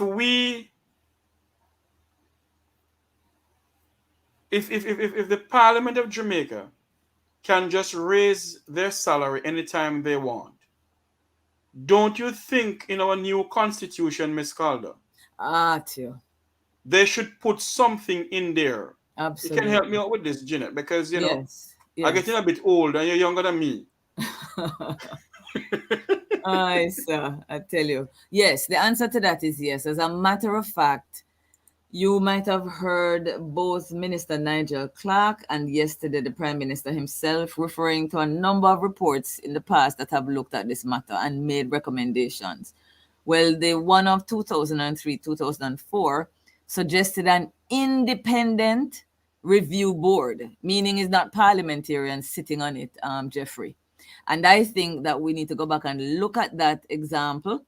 And I think you're right. Whatever it is that we're changing, it cannot just be this Prime Minister says he will allow it, because when a new one comes, that change. So we have to find some way of embedding in it now, either in the standing orders of the House now, and the standing orders of the House is the rules of engagement. It's the rule book that guide how decisions are made and the processes and procedures in the Parliament. So all the committees that are currently in Parliament are found in that. So it's either we start now and ask them to put it in the standing orders until we get to constitutional reform. But Jeffrey's right. Ultimately, that is something we must embed in something as strong and bankable as the Constitution. 100%, Jeff. Mr. Dobson, Your views on that? Sorry. If you think about it, Jeffrey, why what you're saying there is such a good idea. You cannot have employees. If you just put it down to the basic denominator, employees should not be able to raise them salary and approve them salary. That not happen nowhere else.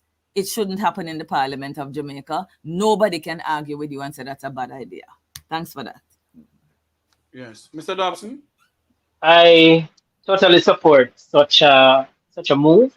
I mean, we say we are on the road to Republic and we have started a series of discussion. And I think that this whole issue of salary increase for the political directorate should be something that is considered and entrenched in the Constitution.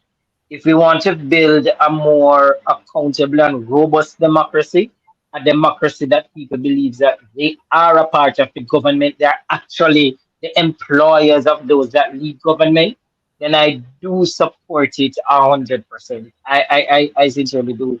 And I agree with what Ms. Calder said until we reach there, because I know that this new constitution that we are hoping to draft to create as a country will not happen overnight. There must be something else that we use to know, hold them accountable moving into that. Because like Ms. Calder said, there's no employer who just get up and make their own and approve their own salaries just like that, in that way.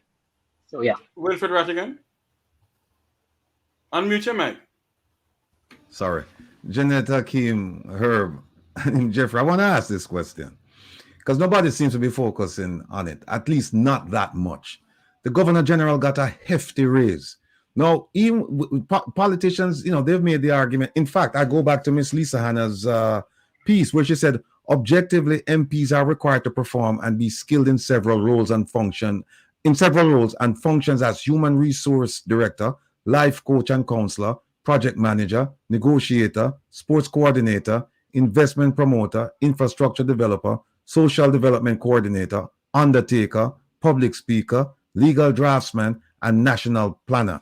And she said to perform in all these roles effectively is a full-time job. And she made the argument that we should have standards. We should increase the wages, but we should also have standards. Now, as far as I'm concerned, as far as I know, the Governor General doesn't do much of these things, right? So who's looking at his salary and who's complaining about his salary? Is that something that we should be looking at? Because as far as I know, his role is a ceremonial one where he cuts ribbons and he receives dignitaries and the opposition leader and so on and so forth. His constituency is not Waterhouse or Rockfort or Bower Banks or whatever. So why aren't we complaining about his salary as well? I think that should go back to the type of democracy that we're hoping to build going Republic too. I am not one to have no ceremonial president. I am not for that. I want a president that is actively engaged. I want a president who is head of government, head of state. I believe that we can design our democracy to mimic several democracies, but tailor to fit Jamaica's needs. I think that we should have our representatives in the parliament, but I would want now to see where we start having ministers being independent of the members of parliament, because I think maybe you would get a better crop of persons to become minister to form your cabinet. And I'm not saying that qualified persons are not within the lower house and the upper houses of parliament. However, I want a type of government and governmental system that is definitely accountable to the people and not one that is simply just there to say whatever. The Governor General's salary, I think a lot of persons finally know, because I didn't know all of these years what the Governor General's salary looks like.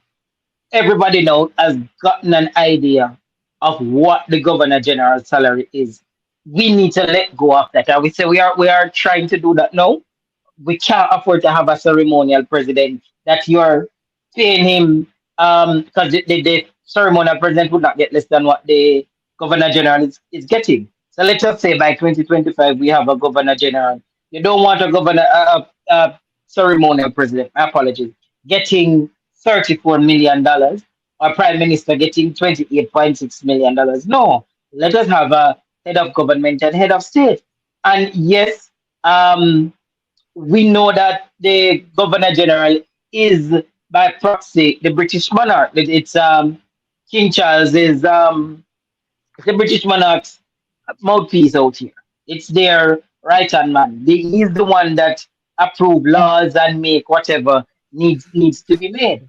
And we have to move away from that if we are serious about charting our own destiny, our own legacy, and creating that type of Jamaica that fits the Jamaican story. Miss Calder? Sorry, I was just checking while Akeem was talking, you see, Jeff, how much it is that we're actually allocating in the budget for the entire Governor General's office, because while $400 and something million a year. Correct. It is now it's now at 440 million. So it's right under, the $500 million mark. So while Akeem is right that $37 million for a former pastor, right, to sign whatever is really placed before him, because we can't change remote. We've been told that for years. We've been told that the Governor General really don't have the right to exercise his will. Okay, so if it is a rubber stamping, which is what we know it to be, once the Parliament is through with it, the Queen's representative don't really have the power to say yay, nay, or say. So that's a lot of money. So, hold on there for me, Jeanette. Sorry to be cutting you like this. No problem. Hold on there for me. You're saying to me that the GG don't have the power only to sign things. So when I put a state of public emergency in front of him, he just sign and ask no question? That is correct. And if somebody knows otherwise, please let me know. So the royal assent, which is what it is called, he's assenting on behalf of the monarchy. Let us be clear that the Governor General is the employee and the representative of the monarchy, not the people of Jamaica. He's not our employee. It's the strangest thing that we have to be paying the salary of the monarch's employee. Let's just let that sink in. That's how ridiculous this is. So I am saying that that's not his only job.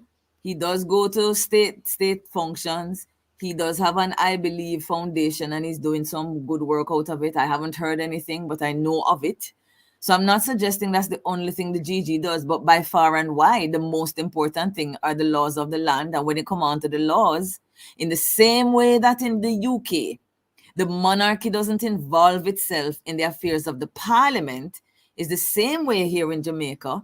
We don't have the Governor General interfering. He does the opening of Parliament. That's when most Jamaicans will see him. They'll see him in what you call that now, standing in front of the troops, doing official state things. And then he goes inside and he reads the throne speech, which is the government's what?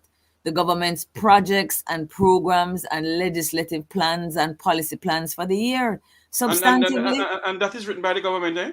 And it's written by the government. It's not authored by the Governor General and his office. Certainly, he might fix a sentence or two how he would prefer to say it. But the content is really the government's agenda. So I am saying, what are the qualifications for a job such as that? I'm using the title, Pastor Patrick Allen is a pastor. There are no real deep-seated qualifications required for what I just said. So for us to be paying the monarch's employee and having to find 37 million, it's problematic. But I am happy to hear that the government of Jamaica is going to be cutting those ties. So as long as we don't have to live with it too long, I don't know if we're going to get it rolled back, but I'm just laying out the facts for the people of Jamaica. It's not our employee, but we have to pay for him.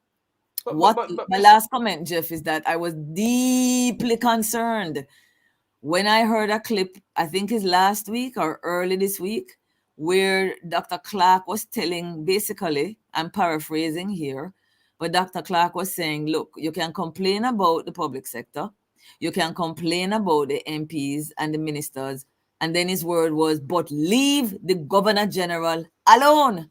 And I'm saying to myself, is this my Minister of Finance who is saying to me that our public funds are being spent somewhere, but I am not allowed to ask those questions?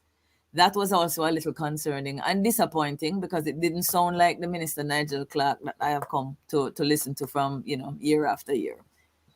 But let me say this though, before I get Wilfred Rattigan and Herb Nelson Jr. and Akeem Dobson in. The question that we must ask ourselves, though, Ms. Calder, is it that the people who are on the Constitution Reform Board, are they pushing down the people of Jamaica's throat a ceremonial president? Or are they telling the people of Jamaica, we need to elect a president? Because based on the utterance of the Minister of Constitutional Reform, to me, it seems that they want a ceremonial president. And I'm saying to the people of this country this morning, because we're live on Roots on the 6.1 FM, that should not be. We don't want a ceremonial president. We want somebody who's working, and we need to see their CV. That sounds like a plan. The answer to the question, because I will have to leave in 3 minutes. But Jeff, that's a good question, and the answer, and I hope I'm not doing a disservice to those who are volunteering their time and their expertise on this committee. But there are two different views. There's one view in the opposition, and there's one view on the government side. The opposition says, and they have long held the view, that it should be an executive president. On the government side of the house, the view has been that it should be a ceremonial. My understanding is that the people of Jamaica, through a referendum, will decide. That's the beauty of it. So at the end of the day, Jeffrey, no matter what they come out, remember now, the Constitutional Reform Committee having these discussions, they are now going to what? Have these consultations with the Jamaican people. They started already. Then they're going to send off some recommendations to the cabinet that is supposed to reflect, Jeffrey, what them hear in these town hall meetings.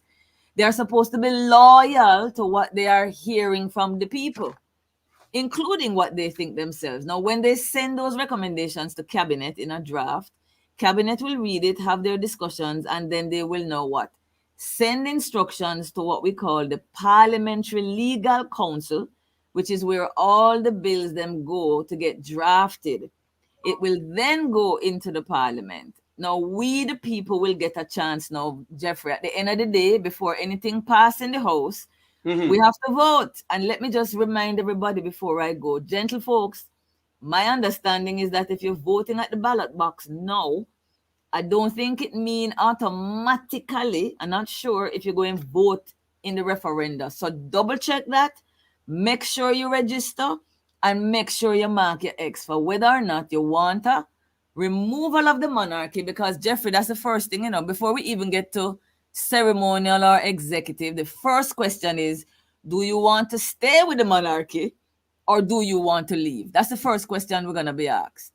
And then now, the question will be, what going to leave the monarchy? Ceremonial or presidential?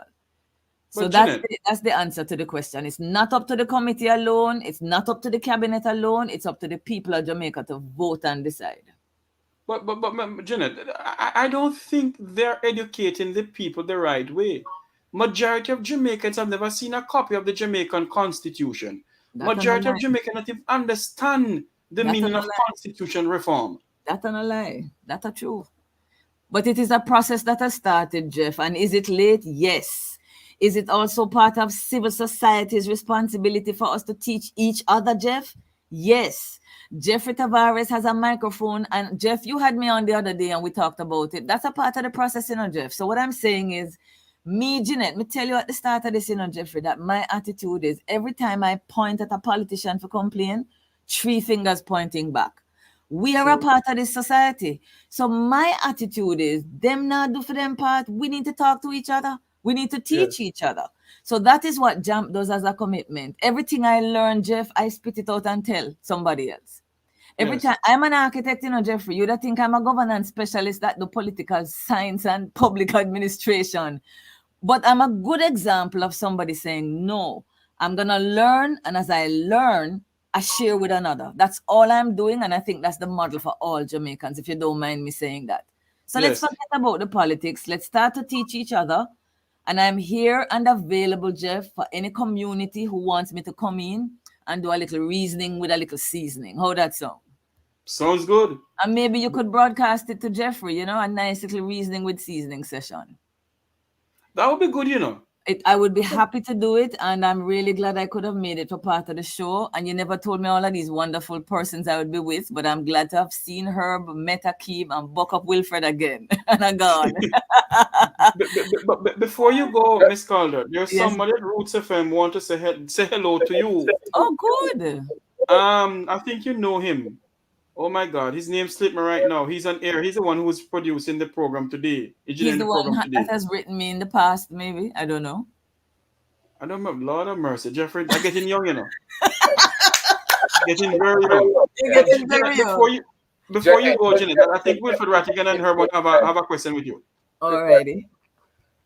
The alternative could be similar to where I'm living here in Virginia. Okay. In Virginia, the Virginia Assembly and the Senate meets in January of each year for 60 days. If the session is extended for any reason, they go from $180 a day to $400 a day, right? And then the outer session. The rest of the time, it's a bunch of committees that meet to discuss specifics and how they want it fixed. Well, at the end of the year, it starts over again. Whatever the committees came up with, then they bring it to the January session in the House.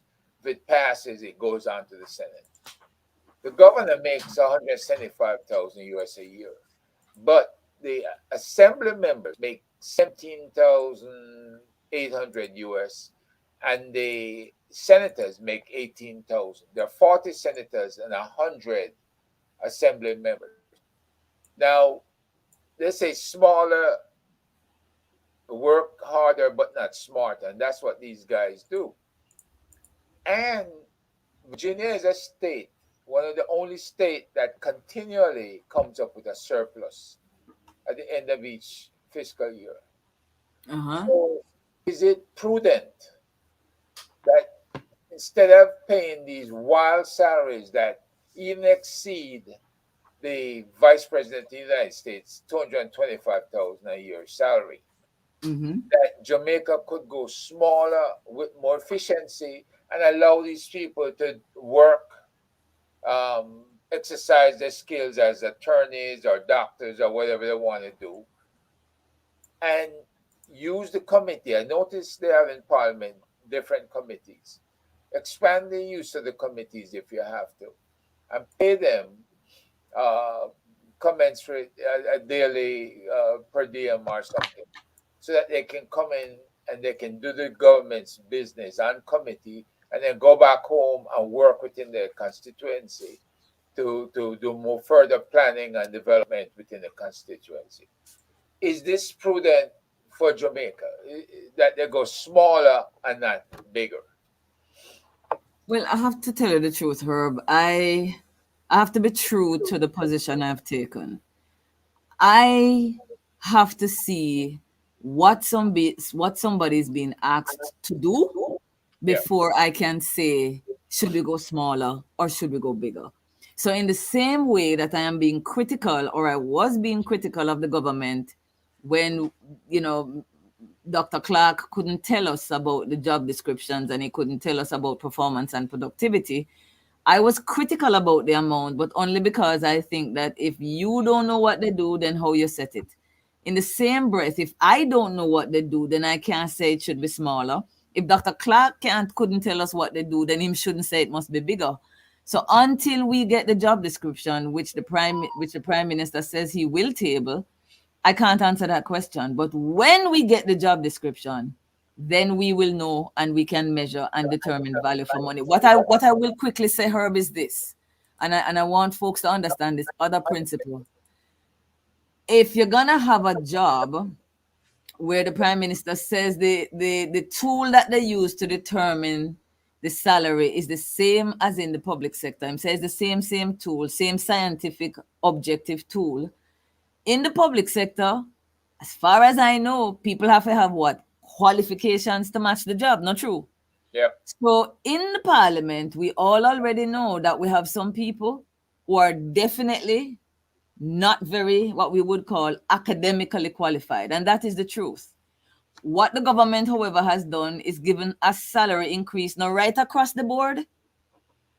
Isn't that so, Herb? I don't hear any distinction being made, right? The only distinction is between a junior minister and a minister and the parliamentarians. But if you're all backbenchers, I have not heard any argument about one who has X qualifications and one who have Y.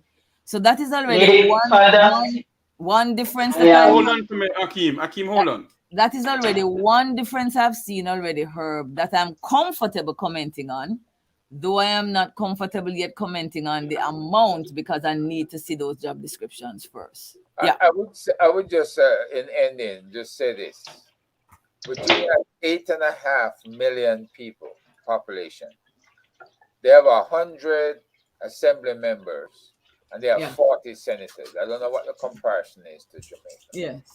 Right. And their police is probably about the same size when you combine all the police department, sheriffs, and everybody else to the JC. But I cannot, for the life of me, imagine why we could not go to a system. It's like a funnel. You start off in the communities, you start off with committees, and you funnel everything down to the legislative sessions at a set period of time in the year. And you pay them, they're being paid for the year, but that's when they really do the people's work. And then you get more production that way because it's a series of things that were performed prior to coming into the parliament, not just to rabble-rouse and say different things to each other, but to get people's work done. And start to be cutting in. Before Miss Calder answer that, we're gonna say goodbye to Roots 96.1 FM and to our listeners over there. You can come on over to the Make We Talk Jeffrey Tavares YouTube channel. And before I go back to my panel, I was asked to remind members of the viewing public about this for this evening. Join me, yours truly, Jeffrey Tavares, on Make We Talk this Tuesday evening, May 23rd, 2023 at 8 p.m. or 9 p.m. U.S. time. We'll be speaking on constitution reform and the state of Jamaica. My special guests are Robin Jerry Small, talk show host and historian, Wilfred Rattigan, retired FBI agent, attorney at law and talk show host, Herb Nelson Jr., chairman of the Institute of Caribbean Studies in Washington, D.C., Luke George Cook, human rights activist. We'll be live on the Make We Talk Jeffrey Tavares YouTube channel and the JAMP Talk Vibes internet radio station. That's this Tuesday evening. Don't you dare miss this discussion. Remember your teachers, them now. Remember your nurses, them now. Remember your doctors, them now. Come back to the program. Go ahead, Mr. Rattigan. Our Miss Calder was saying something before we take the break. No, I was actually waiting for Wilfred's question before I go. Will, unmute your mic, Will. Sorry about that. Before you go, Jeanette, I've taken on the Governor General as a special pet project. And in fact, I'm in the process of writing a letter to the King. I don't know what will happen after that, but somebody has to do something about that, gentleman. Now, we've been fed this idea that over the years, over the decades, that his position is ceremonial. And I submit to you and all Jamaicans that it's not true. Okay. If you go to section 60 of the Constitution, it says, when a bill is presented to the Governor General for assent, he shall signify that he assents or that he withholds assents. There is discretion there. Then, when you go to section 32 of the said Constitution, it says that section 32, subsection 3, It says, where the Governor General is directed to exercise any function after consultation with any person or authority, he shall not, NOT, be obliged to exercise that function in accordance with the advice of that person or authority. And then subsection 4, it says, where the Governor General is directed to exercise any function in accordance with the recommendation or advice of, or with the concurrence of, or after consultation with, or on the representation of any person or authority, the question whether he has so exercised that function shall not, NOT, be inquired into any court. What I've read into this constitution, and I've done quite a bit of research on this, is that he does wield a lot of power, and what it's been cloaked in this idea that it's ceremonial. They put something in front of him, then you know he'll just sign it. No. He has discretion, and the reason why I say that is because the state of emergency, and this is my central point. He has continued to violate the Constitution by assenting to it, by agreeing with it. Because if he says no, I'm not going to sign it, there's no state of emergency. And we know that a state of emergency is only authorized in 3 instances: insurrection like Tivoli, war against a foreign country, and natural disaster, not for law enforcement purposes. And yet he continues to sign off on this deplorable, unconstitutional action. So I can't. Wilfred, I would never argue with that because I'm not an attorney, and I'm glad you brought that out, and you're not wrong. But let me throw this in the mix here. So let me be clear. You are not wrong. You read from the Constitution. Now, I can share with you, because I've done some research myself, and what I stumbled across was that the last time the monarchy interfered in the Parliament of the UK, which is what we pattern, was in the 1700s. Now, do they also have that power that you spoke about? Yes, they do, which is in the UK, but they do not exercise it. One of the things that's a strange and interesting difference between Jamaica and the system that we pattern in Britain is that I still can't wrap my head around it. Maybe you can help us there, Wilfred, but they do not have a written constitution. Exactly. Right? Exactly. I was going to mention that. Right. So what they have is convention. Correct. And though there is convention, it is still true to say that the understanding is that the monarchy can intervene. Yes. They are still monarchs, right? But the last time they did was in the 1700s. Now, in the case of Jamaica, we have had one for 60 years. When did they ever exercise that discretion? Never, which is also aligning themselves up more with convention. Though you are right that the Constitution says he does, he has been operating in a ceremonial manner. So I'm just merging your view and also what I said in terms of what obtains and what is in the Constitution. So to all intents and purposes, you're right, he can, but he has been operating as a ceremonial Governor General. The only time in the Commonwealth, remember most of these nations in the Commonwealth, if not all, pattern the UK system. The only time I know of in the research I've done where the Governor General boxed the Prime Minister was in Australia, when I think in the 70s or 60s, the Australian Governor General fired a Prime Minister. Can you imagine? But sorry to cut in, Jeanette. But the Governor General of Jamaica can fire the Prime Minister of this country too. But that's the point I'm making, Jeffrey. I'm sharing that as an example to corroborate what Wilfred says. He has the power. But I'm saying, just like in Britain, there's a convention. They do not exercise it. So to all intents and purposes, he is operating as a ceremonial GG, even though Wilfred is right, he has the power to do otherwise. So I'm glad Wilfred made the point, because we really should be as accurate as possible. So he has the power.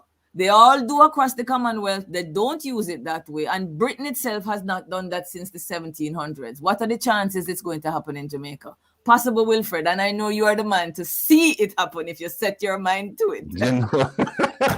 Oh my gosh. But it was a pleasure to be with you guys. It really added to the day. And I hope I was of some use. And thanks a lot, Jeffrey, for the invitation, as always. Herb, we will talk soon. And Janet, I'm going to be in touch with you regarding that person and the contact details. Looking forward to it. No problem. And Ms. Calder, I need to speak to you some more about the suggestion you gave to us to have a little Reasoning with seasoning. Yeah, man. Absolutely. Yes. All right. Take care. Thank you for coming on. That's Miss Jeanette Calder from she's executive director of Jamaica Accountability Meter Portal. Jeanette Calder, she just came on. We're going to continue here for a little bit until. No, go ahead. You go ahead. No, I was gonna say it's always a pleasure talking to Jeanette because she's a no nonsense person. She says she's an architect, but she might as well be like a political analyst. She might. I'll tell you what, I would rather have her as my prime minister. You know what I mean? Because she doesn't pull punches. She's very decisive. She's very analytical.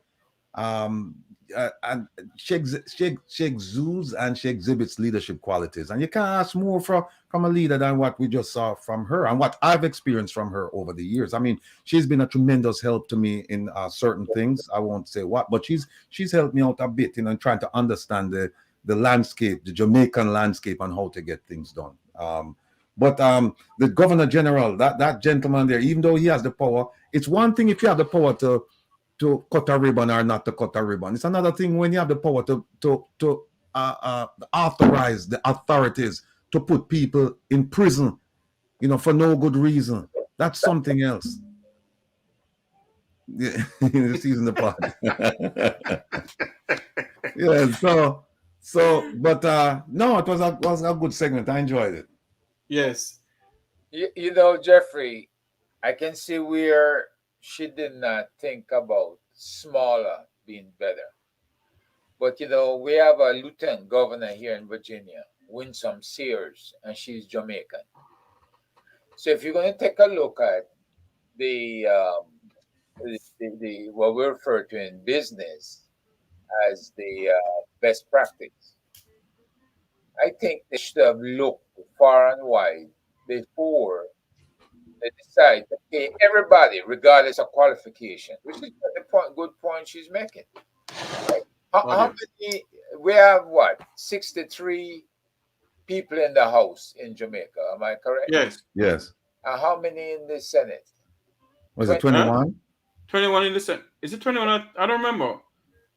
But you have more government senators than opposition senators. Yeah, I think it's 21 in the Senate. I'll double check. I think it's 8 opposition senators you have. So right. You have 13 government senators. And 13 governments, yes. So 21 plus 63 is 84.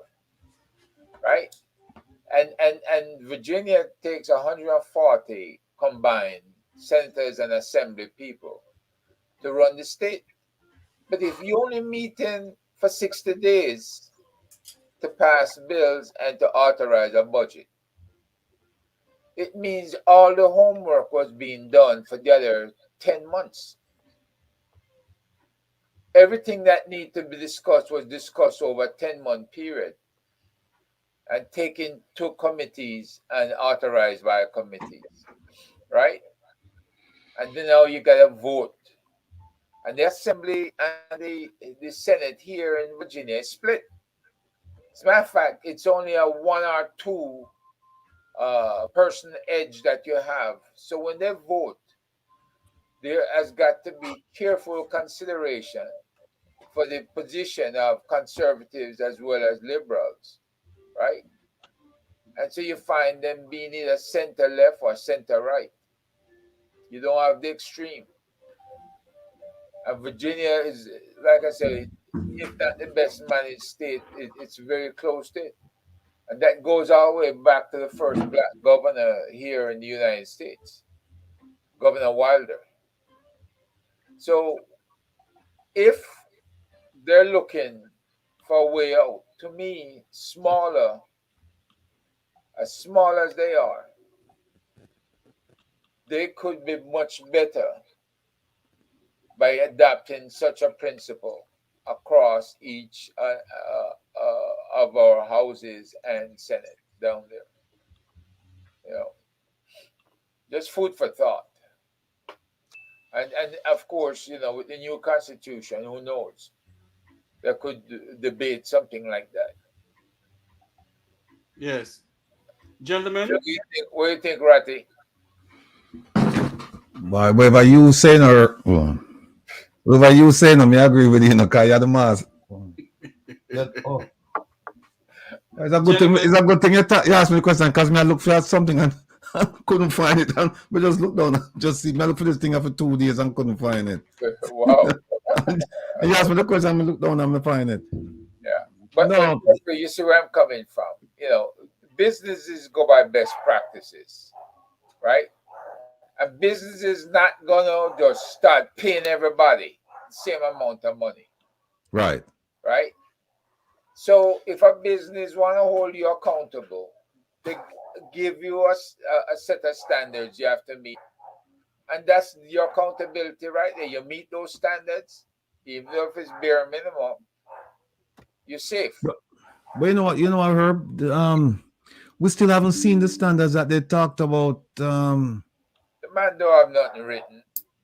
Back in 2016, we haven't seen those standards. He never produced them.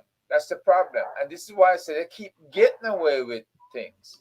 They keep promising and keep lying, and nobody has held them accountable till, I guess, we come on the scene. Herb and Will, before I let you all come on, and we're going to wrap up soon, because we have tonight to go on Sir Nelson. A journalist asked the Prime Minister yesterday about his statutory deduction. Is it? Yeah. Is that? Yes. Yeah. I heard that. That was the first question, I think. And he said that you have to go and ask. He doesn't know what is going on. You have to go and ask the Integrity Commission. Yeah. They asked him, why was it not accepted as being filed by the Integrity Commission? And he says he don't know the answer to that you must go and ask the Integrity Commission. But they silenced the Integrity Commission. And this is what I was asking Will the other day. If in the 107 or 15-page documentation, did they spell out exactly what it is of the Prime Minister's he filed that was rejected? And the answer was they didn't spell it out. So I don't know if that's by law or that's just the way that they have managed to silence them. You mean the statutory declaration? Yes. Yeah, by law, what they do is they put out a summary. They don't put out the whole thing, and they put it out for him, and they put it out for the opposition leader. Right, just those two alone. They don't put it out for everybody. And again, it's just a summary. They don't put the whole thing. You're telling me judges don't have to do it? No, everybody has to do it, but they won't release it. Oh, they don't release it. Right, they don't release it. Well, I mean, this unless they won't release the statutory declaration unless you can find an exception to the rule. Unless you can show that there's public interest, or like with Minister Johnson Smith, like in her case now, where there is, it's something from the outside that should be captured in her declaration that is not captured. Something like that, yeah, they'll do it. But if it's a straight salary thing, I don't think they'll do it. But to your queries over the past several years as to how did the Prime Minister accumulate such wealth? Right. I think you can ask. Well, you can ask anything, but the only problem I have with, well, not the only problem. One of the problems I have with the Integrity Commission is that they've been raked over the coals that because of this one thing. And the thing is, they didn't do anything wrong. I mean, as far as the statute is concerned, you may argue that it wasn't morally right for them to do it, but as far as the statute is concerned, the statute mentions nothing about tabling the prosecutor's report as to timing. It doesn't mention that. It just says that the investigator's report, that must be tabled before they can talk about it. And that's where the gag order is, that they can't talk about it until after it's tabled. And then people are saying, well, they should have tabled the prosecutor's report at the same time, because then it would have shown that she declined to prosecute, and then that would have been it. Because you're saying the damage was done because it was put out there like a day before, a day or two before the prosecutor's report. But if you go back and you look at the letter and if you examine the spirit of the statute, that has nothing to do with that. And so they rake these people over the coals, and that's, I believe, as a result of that, they're now kind of like I don't want to say wishy-washy, but I think now they're gonna be gun shy.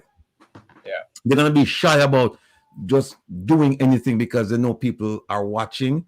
And not only that, members of parliament have even called for removal of the prosecutorial arm of the Integrity Commission to be moved somewhere else. I don't know if it's with the DPP or somewhere. They're saying that they should excise that, they should take that away, that power away from the Integrity Commission, and let's let them do investigations, but not to prosecute. But so I don't know what we'll get out of them. In fact, I wrote to them this morning because they had sent me something about an investigation, and I did actually they did a good they did a good draft, and I wasn't. They did the draft, and then they're asking me, "Is this okay? Is this what you wanted to say?" And I didn't look at the first paragraph and let it slide. But then today I responded saying, "Yes, it's fine." I mean, they do a good job. If you go to their website and you look at some of the things that they're doing, you can learn a lot by just looking at their website and the things. And you're gonna see some names there that you'd be shocked. You know, some elite members of the society whose names are mentioned in their reports because they've investigated them. But we don't take the time to look at their report. If you look at JAMP, if you look at Integrity Commission, there's another one, JAMP Integrity Commission. There's another website. If you look at those websites, you're going to be shocked at some of the things that you'll find there. Shocked, completely shocked. But we don't read, you know. And the media, like, for example, how could you get up yesterday in front of the Prime Minister and not ask him, Mr. Prime Minister, I understand that you made this, the Minister of Finance made this proclamation in terms of the pay hike for all parliamentarians, people who are elected by the people, to represent the people. But I don't understand how you can increase the wages for the GG. He's not elected by us, and he doesn't represent us. So why are we paying him $34 million? What is he doing for the country of Jamaica that is so significant that we should increase his wages to 34 million? I'm surprised that nobody asked that question. Unmute your mic, Sir Herb. Just like we were saying earlier, these people don't read, and they don't read the Constitution, and they don't understand the Constitution. So if they're in that category, then they're flying blind, right? They're part of the see no evil, hear no evil, speak no evil crowd. And they believe what the government tells them till the government don't do it. And then even then they don't call the government up, right? So we have got to find a way to change. You know, when I said to her about transparency, yes, I understand she's going the extra mile to ensure there's transparency in what they're doing. But the government should have gone that extra mile. That Office of Information with Mr. Morgan, they should be the ones responsible for putting stuff out and for educating the public, which is not being done. You know? So as we Lonesome call him, Bug Life.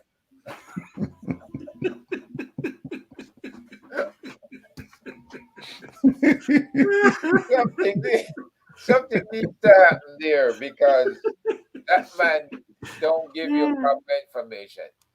And yesterday, another thing he did, Jeffrey, the TVJ reporter is asking a question. And the Minister of Misinformation. Yeah. And she's saying, if that's the case, then he should answer about this portion. Right. No. You that's two questions. So you can't do two questions. She said, no, it's a continuation of the first question. He said, no. And then he instructed the Prime Minister to only answer. That's a one, right? I mean, you know, I'm listening to this guy and say, I don't hear stuff going on at the White House. I don't hear it going on even the British Parliament. You know, Sir Herb, let me say something, you know, and people keep on saying Jeffrey is a scratch record. The things that happen in this country, in no other modern democracy, can this utter nonsense happen.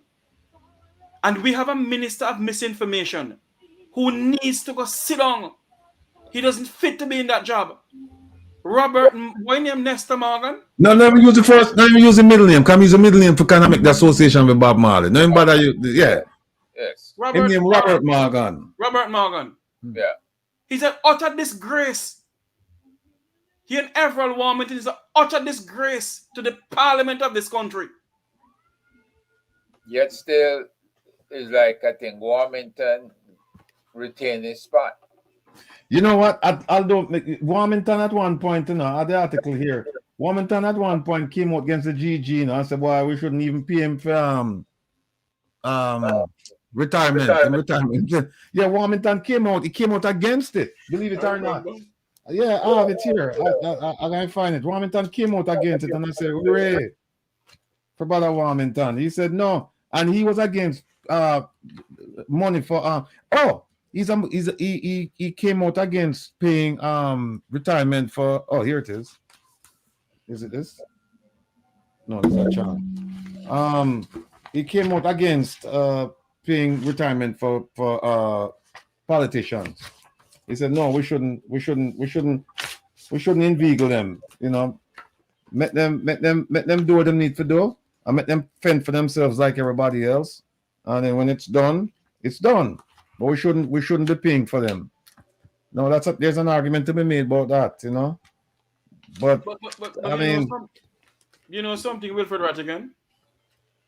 I personally, I'm not going to boast or anything. I send a WhatsApp message to the Prime Minister of this country WhatsApp number. And I said to him, it's a bloody disgrace to the party, to the parliament, and to the people of this country for you to have Everett Warmington going on and disrespecting people. Look what you're looking for, Mr. Rattigan. This is what Warmington said, you know. No. Yes, but not you. You told the parish council. So I am following. No, you don't follow my tour. I'm tour. You see, it's a political tour. Right, and it's a government, so I want to know what is happening. Caretakers not recognize. Hold on. Caretakers not recognize. I am a citizen of Jamaica. I want to know what is happening. You hear me? Caretakers are not recognized in the Constitution of Jamaica. I don't know about caretaker. I'm a citizen of this country. Well, and I have interest in this. Keep your interest to yourself. No. And your yard. No. Don't come on my tour. Don't come on my tour. May I share my interest? I don't want to be here. I'm here with the member of parliament. Enough. Well, I am here. You see the concern with me? I am here. Me not tour with concern with him. Tour with the mayor. I am here. All right, tour with the mayor. I am here. So wait, who invited you? Only chink, coffee and fly when you invite me. Well, guess what? You know who you invite. So if you invite me as well, you invite me. Chink, coffee and fly when you invite me. I don't know which function of the caretakers, regardless of party. Regardless of the party. I don't differentiate parties, you know. I don't know what you're talking about. I don't different parties. I don't know what you're talking about parties. I'm a citizen of this country. I'm told the member of parliament. If you need information, ask her. I will ask her when the time. Right. I don't know what council of the caretakers. So who's the council of the caretakers? So you. I am the council of the caretakers. I'm the MP aspirant. Aspirant? For this board. No worries. Right. I'm the MP aspirant for this board. Close your eyes then. What? Close your eyes. Close your eyes if you don't want to see. They won't call you. I am here. Now, this is the man who referred to a Jamaican citizen as Dark Flea, Fly, Chink, and Drunkrow. And he's sitting in the Jamaican parliament same way. And hold a minute. In the office of the Prime Minister. In the office of the Prime Minister. Yeah. What does that signify to the people of this country that neither Andrew Holness nor Everett Warmington respect the people of this nation? So why should we go out there every 5 years and vote in these people who are standing us as Chink, Dark Flea, and Fly and Drunkrow? Huh? It's a complete lack of respect. It's a complete, degrading of members of our society. It doesn't matter whether he's PNP or independent or whatever. The fact is, he wants to give them input for his own area. He's the caretaker. He's a local, parish council member. So when maybe he can learn something from the tour. I have always said when Mr. Biden flies into some state that is Republican to release funds for projects, the opposition people are there. The Republicans are standing there with him. I don't hear him call him chink, dog, flea, or fly. Right? And Janko. Same thing with the VP, wherever she goes. And the Prime Minister of this country. Yeah. Come and tell the people of this nation yesterday that Warmington retained his office same way and sit in the office as the Prime Minister. And we must pay them more money to call us Darchi, Chink, and Fly, and Drankro. Yeah. Wilfred Rattigan. What that's a demonstration of where power is. And and leadership. And if you notice, all of these derogatory statements made by MPs, you don't hear the Prime Minister reining them in. You don't hear the Prime Minister saying, no. Whether publicly or otherwise, he could have done it privately and then come out and say, look, I don't condone what the minister said and I've spoken to him or something. Give the assurance that you're in charge, right? And that there's a certain type of behavior that you won't tolerate within the administration. But you don't see that, you don't hear it. And so people just continue doing whatever they want to do. And then this idea of him by himself, the Prime Minister, saying that I'm not taking any of the money, right? Just hold my salary for now, he said. Yeah. And then the other people saying, no, but then he said the other people can take whatever can take their salary. Yeah, and I believe that there was an uproar when he said that, no, we're not going to take it. And I believe they told him that if you don't want to take yours, that's your business, but we're taking ours, right? Because you would think that as a leader, you come out with one voice and you don't come out with a voice saying, well, I'm not taking mine, but the rest of them back there, they're taking theirs. I mean, it makes no sense. Similarly, on the other side, with the opposition, it's the same thing. He's coming out saying, I'm taking the whole thing, but I'm giving 80% to charity. Then you have some people saying, no, I want the whole thing for myself. And then you have some people saying, well, we shouldn't take anything at all.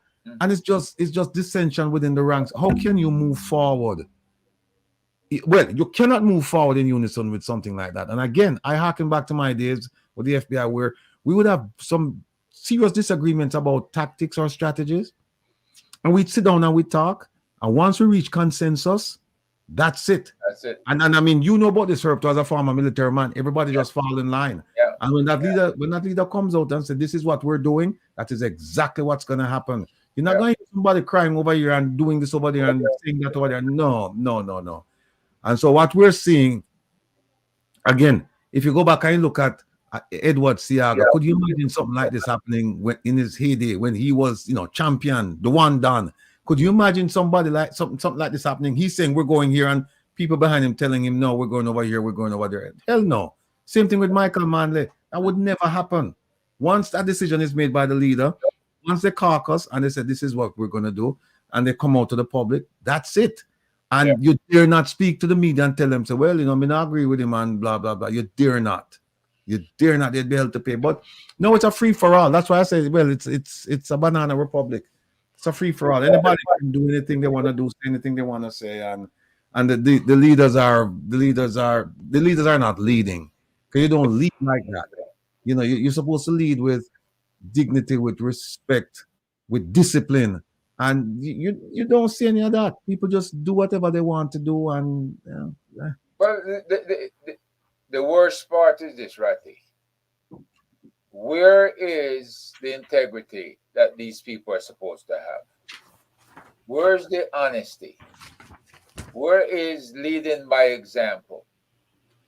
Because you've had so many ministers dismissed or involved in different scandals. Right. Mm-hmm. And instead of disciplining them under the Constitution or criminal act, all you do is move them out of the office that they held as a cabinet minister and put them somewhere else, right? So with this thing going on with the beachfront issues, which is in his office, I think it involves the Charles family, Purnell, his daughter, and his son. How comes he couldn't call him in and get it resolved? May I say something to you, Sir Herb? Yeah. I am getting it from sources. I'm not going to say it's good sources either. It is alleged that a meeting of the cabinet was held, and the people of the Vumvava and the Vumvavi of the cabinet, on no uncertain terms, put the Prime Minister in his place. One of them is Everald Warmington. One of them is Everald Warmington. So, you know, we have a Prime Minister who only can bully the people of this country. But when it comes on to his people that he's supposed to be presiding over, then bully him. There's another person that I'm being told that bullies him too. You afraid for call name and afraid? Daryl Vaz bully him. And there's another person that bullies him too. I guess it's... And Deadman Mackenzie do it the same way too. I heard that there's another person that bullies him too. And His Holness, most of all. And the wife bully him. In giant government. Jeffrey behave yourself. In giant government. You only have talk when in their road, but when they're yard, you don't have no talk in giant government. Well, you know, the fact of the matter is the people of Jamaica would profit from a government of consensus that does most of the work in their constituency, right? And if you're working in your constituency and you developing, whether it's farming, whether it's industry, local industry, or dealing with the impact of importations, the stuff that you import or export, all of these things come into play. And you need to get it before a committee and get it approved for presentation in Parliament. Will, sorry to cut your Yeah, I see.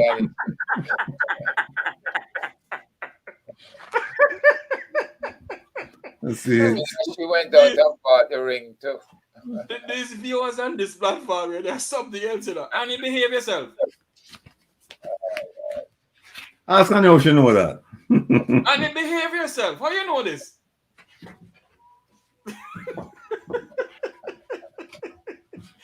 Oh God, I'm taking this thing to a joke. What is the truth? The truth? Hey, or nobody no call into the Rasta? No, the thing again, Ratty, me put in the phone to make everybody call in, and I don't know what, nobody not hearing it.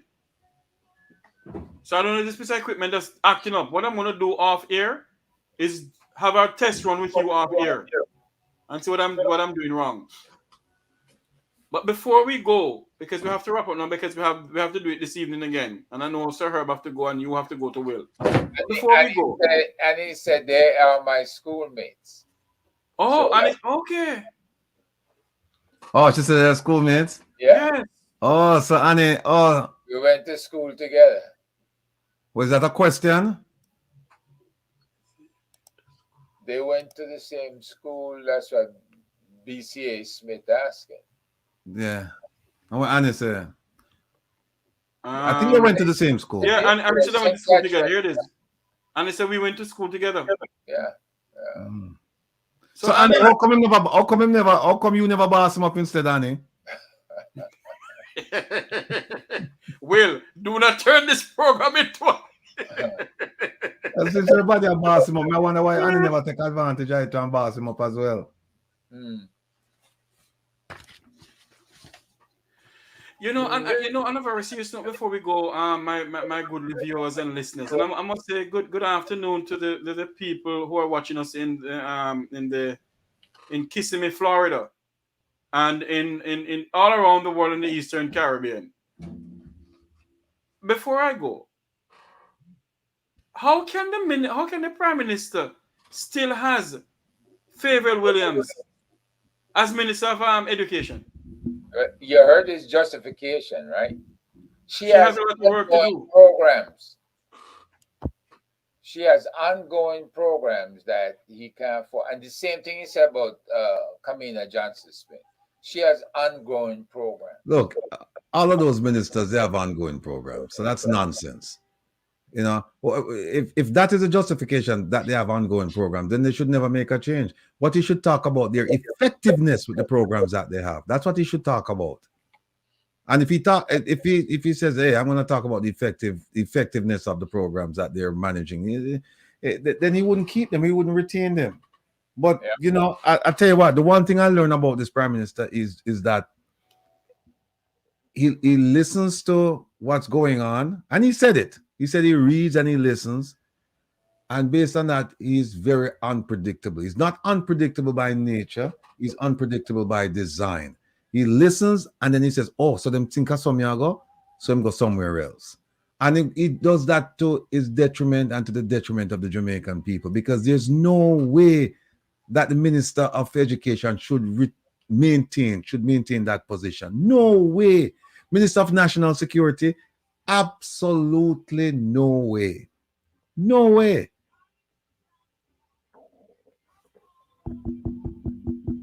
I'm going to do a program on the Minister of Education.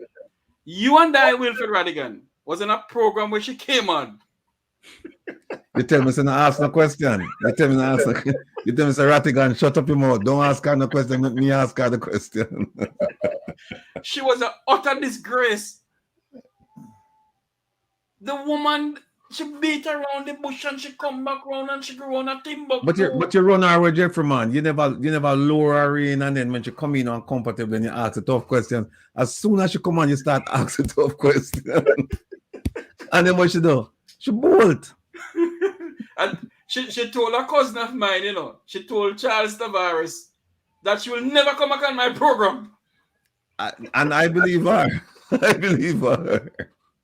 I believe her. Because listen, when you don't have answers, and you don't have integrity, and you come on a program like your program, dog name your supper. And that's exactly what happened. She came on, and I guess she thought it was going to be a softball kind of thing, like, "Hey, Minister, tell me what you're doing," and blah, blah, blah. But when she came on, you told her what she wasn't doing. And then you ask her, "Why aren't you doing these things?" And she said, "I'm not the Minister of Finance." That's it. Yeah, when you ask her and say, "Well, why is it that you're not going over to the Minister of Finance?" Because she was saying, "No, the Minister of Finance is doing its own thing," and blah, blah, blah. And he said, "But you are the Minister of Education. You're supposed to go over there like everybody else, go over there and ask the money for the picnic." For the teachers them.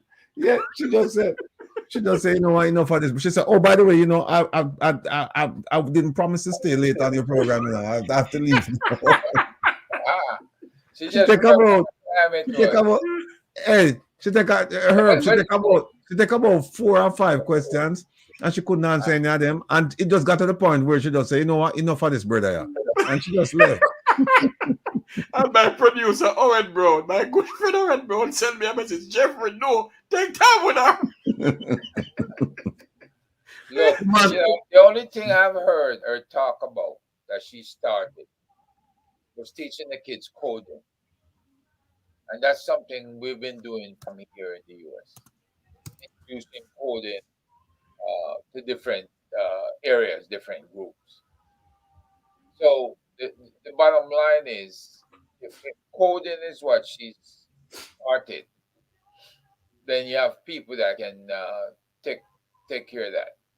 Just like how the PM can bring in a woman that knows more about the AI and cybersecurity and stuff like that. So can the Ministry of Education, because AI is impacting education more than any other field of endeavor that we have today. A lot of these kids are smart and they're using it now to write the term paper. So much so that they have to come out with another GPT program to identify which papers are written by Chat GPT itself. But the kids are smarter, because if you had a copy of Chat GPT and you modified it to your own standards to what you want, then all they have to do is still continue to use it to write the paper, but rewrite the paper in your own words. In other words, change up things.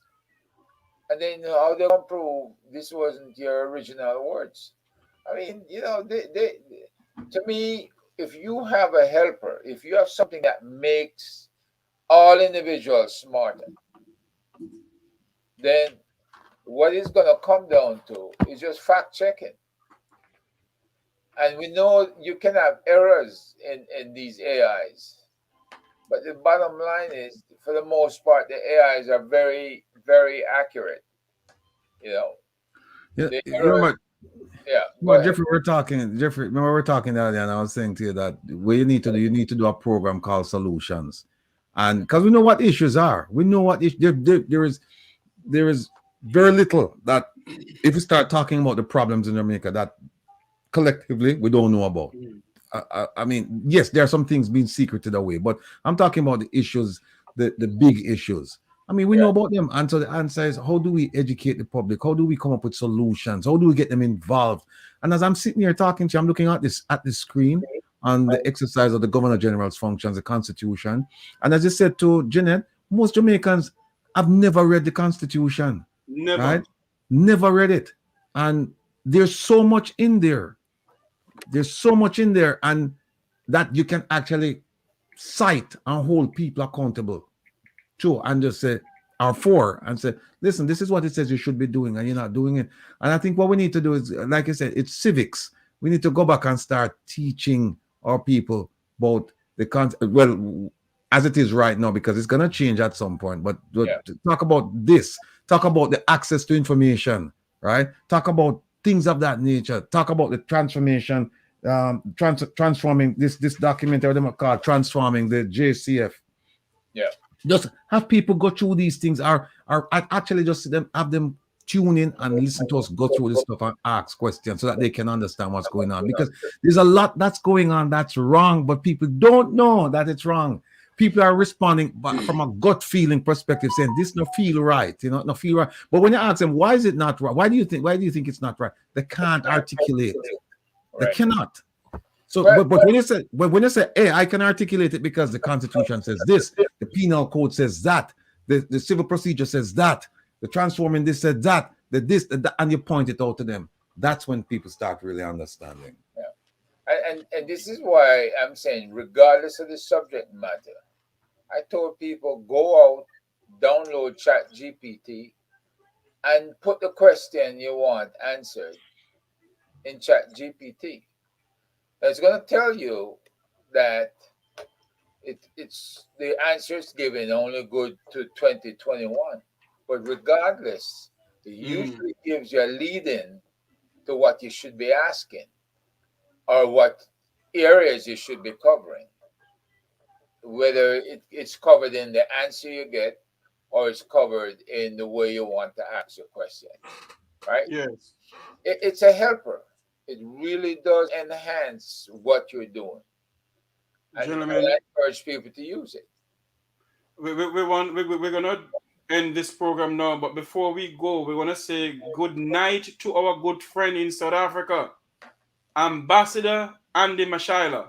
Andy, big up yourself, Andy, big up. Yes, Andy's watching, right?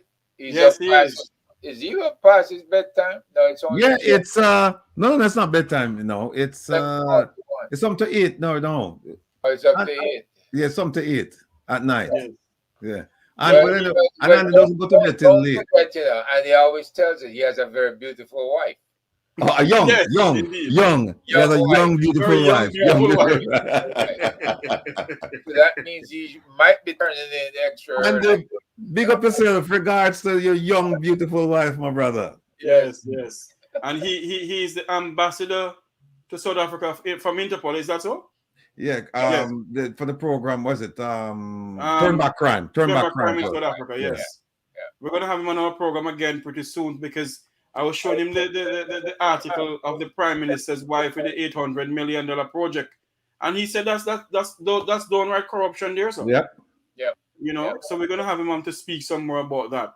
But ladies and gentlemen, Rattigan, your final word in this program.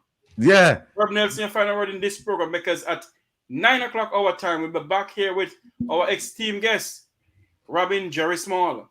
Okay. Well, again, thank you for having me. It's been great talking to Jeanette. Last time I spoke to her was several months ago. And she's one of those people that whenever she comes on and whenever you talk to her, you're going to get, it's an education. And so it was a pleasure for me to sit here and engage with her and you and Herb. And so I hope that tonight when we sit down with Jerry, it will be in a similar vein, because I always try to impart something, but I always try to absorb something, because I don't go into anything thinking that I know everything. I know a little, and I hope that when I sit with people, I'll learn a lot. So I'll be looking to learning tonight as well. And then thank you for having me. It was a great discussion, and I look forward to tonight. Thanks. Thank you. Yeah. Sir Herb. Thanks for having me on this morning. Completely unrehearsed, and I'm glad that I came on to speak with your esteemed director from JAMP, and she's doing extremely well. She doesn't have the staff in that NIA has, but she's coming through for Jamaica, and that's why we need more people like her in government, not just on the outside of government, but in government. And those people in government need to tell the Prime Minister and the rest of these ministers not what they want to hear, but what they're seeing and how it's destructive to the island. And to me, when you give pay raises to everybody across the board, and then you walk away and leave it as if you're going to be sacrificing for the rest of the country. Well, what do we know about the Prime Minister? He ain't sacrificing anything, right?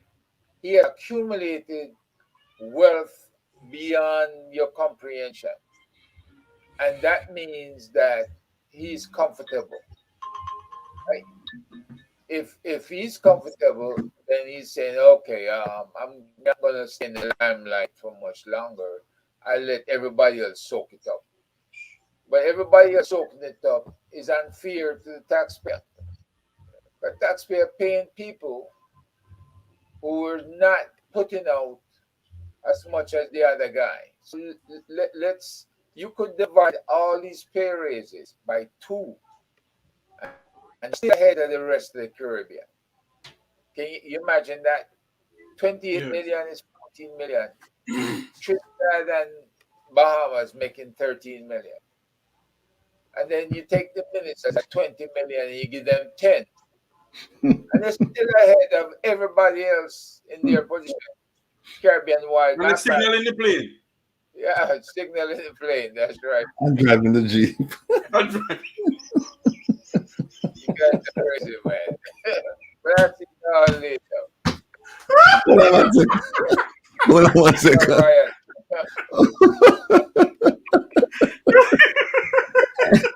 Hold on a second. I went calling before tonight because we have to speak to a certain individual, So I have to speak to a certain individual. I think you guys know who I'm talking about. Yeah, this trial, man. I don't know if I can come back at 9 o'clock tonight. Yeah, but before we go, I just want something just clicked, and I should have mentioned it while Jeanette was here. Jeanette, if you're listening, and I hope you are, if somebody close to you or somebody affiliated with you, if they're listening, they should convey this message to you. There's a certain opposition member who came on a program and he was criticizing his former ministry. And I made it clear to him using JAMP's stats that he was not in a moral position to criticize the current minister and the ministry, because when he was there, he was doing the same thing. And he asked me, I want to know this. And I said, JAMP. I gave him the stats. And he said to me, where do you get them stats from? And I said, JAMP. And he said, well, I'm wrong.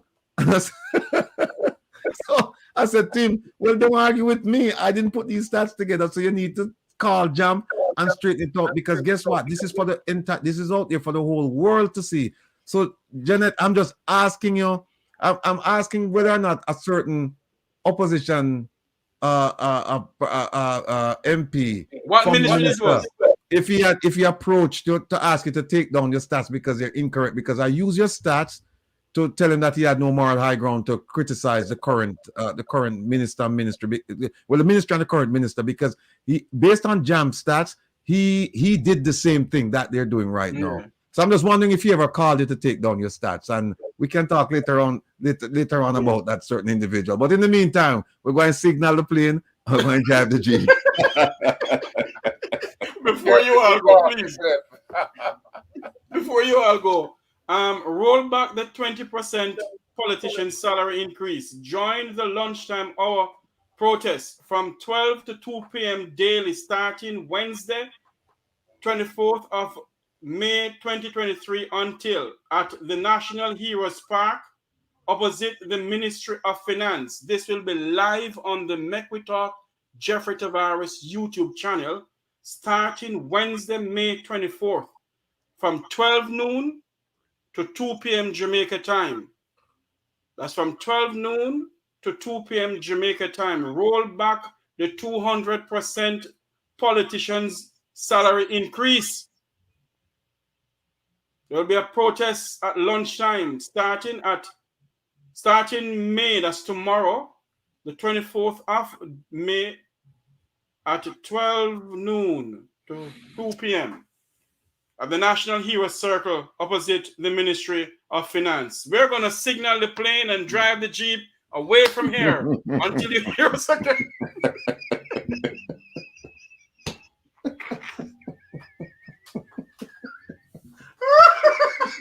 Confusing your listeners, Jeff. We have to do this so hard. Have a good day, everyone. Join me, yours truly, Jeffrey Tavares, on Make We Talk this Tuesday evening, May 23rd, 2023 at 8 p.m. or 9 p.m. U.S. time. We'll be speaking on constitution reform and the state of Jamaica. My special guests are Robin Jerry Small, talk show host and historian; Wilfred Rattigan, retired FBI agent, attorney at law and talk show host; Herb Nelson Jr., chairman of the Institute of Caribbean Studies in Washington, D.C.; Luke George Cook, human rights activist. We'll be live on the Make We Talk Jeffrey Tavares YouTube channel and JAMP Talk Vibes internet radio station. That's this Tuesday evening. Don't you dare miss this discussion. Remember your teachers, them now. Remember your nurses, them now. Remember your doctors, them now.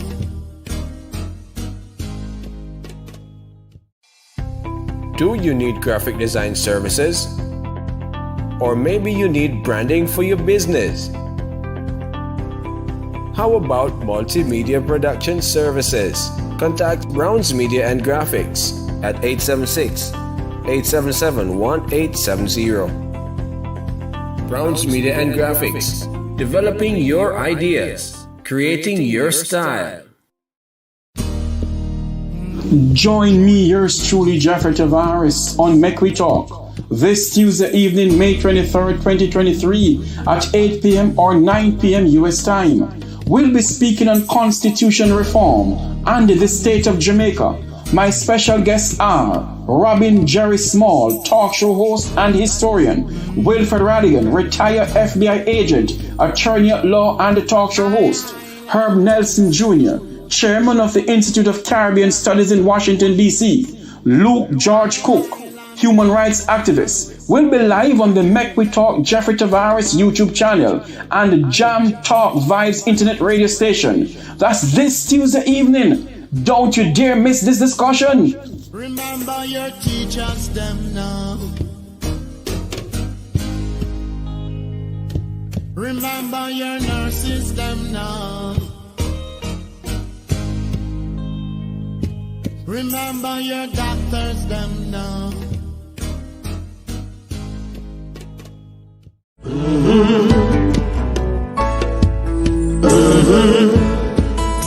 When the game gets rough and this life just seems so tough, make we talk, my people, make we talk. When this town becomes an ugly place, don't let it erase the smile from your face. Make we talk, people, make we talk. Conversation is the key, a guiding light for you and me. Spark a talk and you will see. Conflict solver A to Z. World leaders master the art of self-defense just by talk. So people, make we talk. Hey, we're living in a world that on ourselves we must depend. Make we talk.